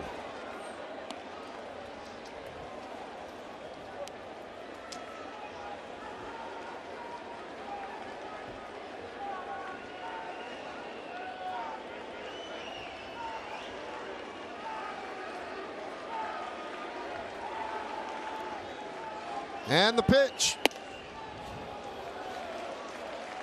Check swing on the fastball, 2-2.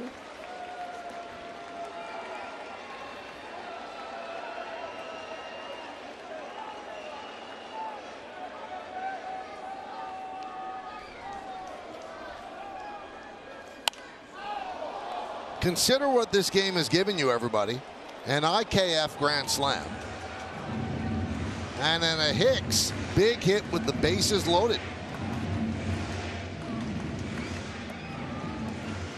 And the Twins just seem to be the tonic for what's ailing the Yankees. 2 balls, 2 strikes, 2 outs. Hicks at second base, Judge at the plate. 3-2. And sometimes if you're the Yankees, you almost need to face a team like this that you had success against, and you almost hope that a team like this, a series like this, can get, you know, multiple guys going and good things can start to happen and go your way again, as we saw in the first half. Try to get that momentum back rolling your way. And Judge takes the walk. Walk for the 3rd time tonight. All credit to him. Even with the team winning 7-1, he would not go outside his strike zone. You definitely have to give him credit. And all night long, as they put him on, he just continues to have the same face and continue to root for his teammate behind him. So it's Aaron Judge showing the leader that he is. And right now, this is Davis's game. Nobody up. This is all on you. There's Gleyber Torres. 1-0. So 4 walks in the inning for Davis. And if I'm Gleyber, I'm locking in right now. You know, I want to get in on the mix. I want to try to win every single pitch and continue to get myself feeling much better at the plate. Fouled that one straight back. Gleyber's 0 for 2 with 2 walks and a run scored in this one. Had the big home run in the first game. His 2-run shot in the 6th inning in the first game tied the game at 3, and it stayed that way until the Twins scored a run on the top of the 12th, and the Yankees scored 2 on the bottom of the 12th to win 5-4.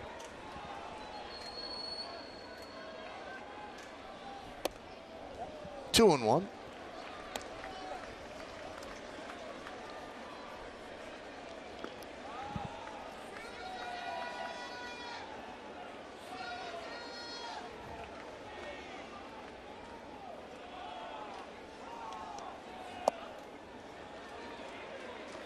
And And you can see Davis starting to labor out there, a little frustrated with himself, losing the zone right now. And as you said earlier, this is what has ailed him this season. It's been the walk.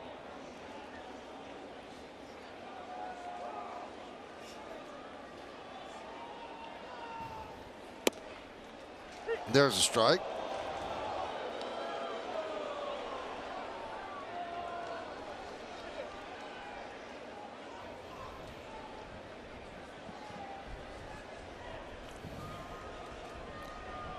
So the runners will go. 2 outs, 3-2. I'll do it again. So how strange is this game? Max Goodman, who covers the Yankees for SI, notes that Aaron Hicks had 3 RBIs over his last 27 games. That dates back to July 26th. Then on one swing, 3 RBIs. That's how the game works. Mm-hmm. Runners go. Popped up. Palacios is there in shallow center to make the play. Yankees get insurance. They score 3 runs on 4 walks and 1 hit. We go to the 9th, 7-1 Yanks. It's time for the Chevy Plays of the Game, Cam. Yes, Chevy Plays of the Game. Ladies and gentlemen, if you don't know him, his name is Garrett Cole. You can Google him, Wikipedia him. He's the Yankees ace, and he's pretty good. And tonight, he was lights out, electric as you're going to get. Just totally in command of this game tonight. Fastball, electric, breaking ball, outstanding. And Garrett Cole, a ton of punch outs and a great outing. It's what you love to see by the Yankees ace. All right, Guzman takes over for Gonzalez at first base. And Litke stays in to face the bottom of the order.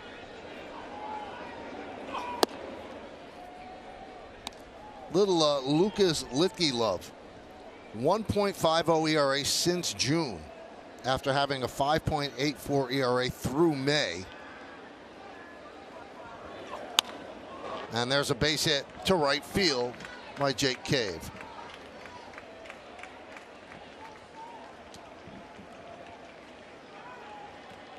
Also, his home run per 9 innings rate is 0.74. And he has a better than average strikeout rate, 25%, and walk rate, 7%. Yeah, it's really impressive. He's not going to wow you with amazing velo, but this guy, his ability to pitch and keep you off balance and do swing and misses along with soft contact has been really impressive this whole entire season for the Yankees bullpen. There's Celestino. Let's see if they can turn 2 on this. He's pretty quick. There's 1 on the first. Not in time. Pretty play there by Peraza. He flipped with the glove to Torres. They seem to have a little something working together, but they can't turn 2 as Celestino has speed. Tell you what, I love that little smile right there. And I love to see that confidence by a young guy. He's showing that he is shortstop first, and they talk about and rave about his defense, and right there you're seeing how comfortable he is, and a nice turn, not able to get Celestino at first, but nonetheless, that's what you like to see from the young middle infielder. Well, Billy Hamilton is going to pinch hit for the catcher, Sandy Leon.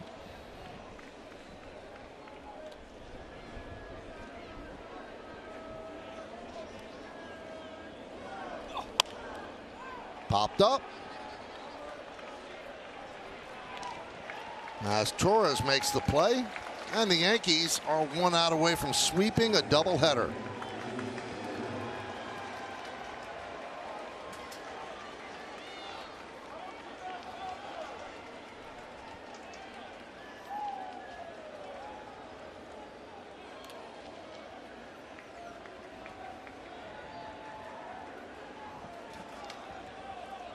So here's a rise, 1 for 4.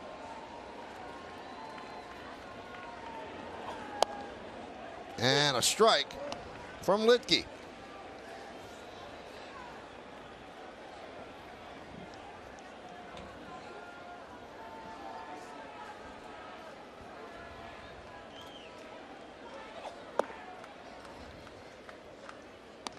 One and one. So Litke chewing up 2 1/3 innings kind of gives the bullpen a little reset. And they didn't have to use Weissert unless they have to go to him. They didn't have to use him in both games.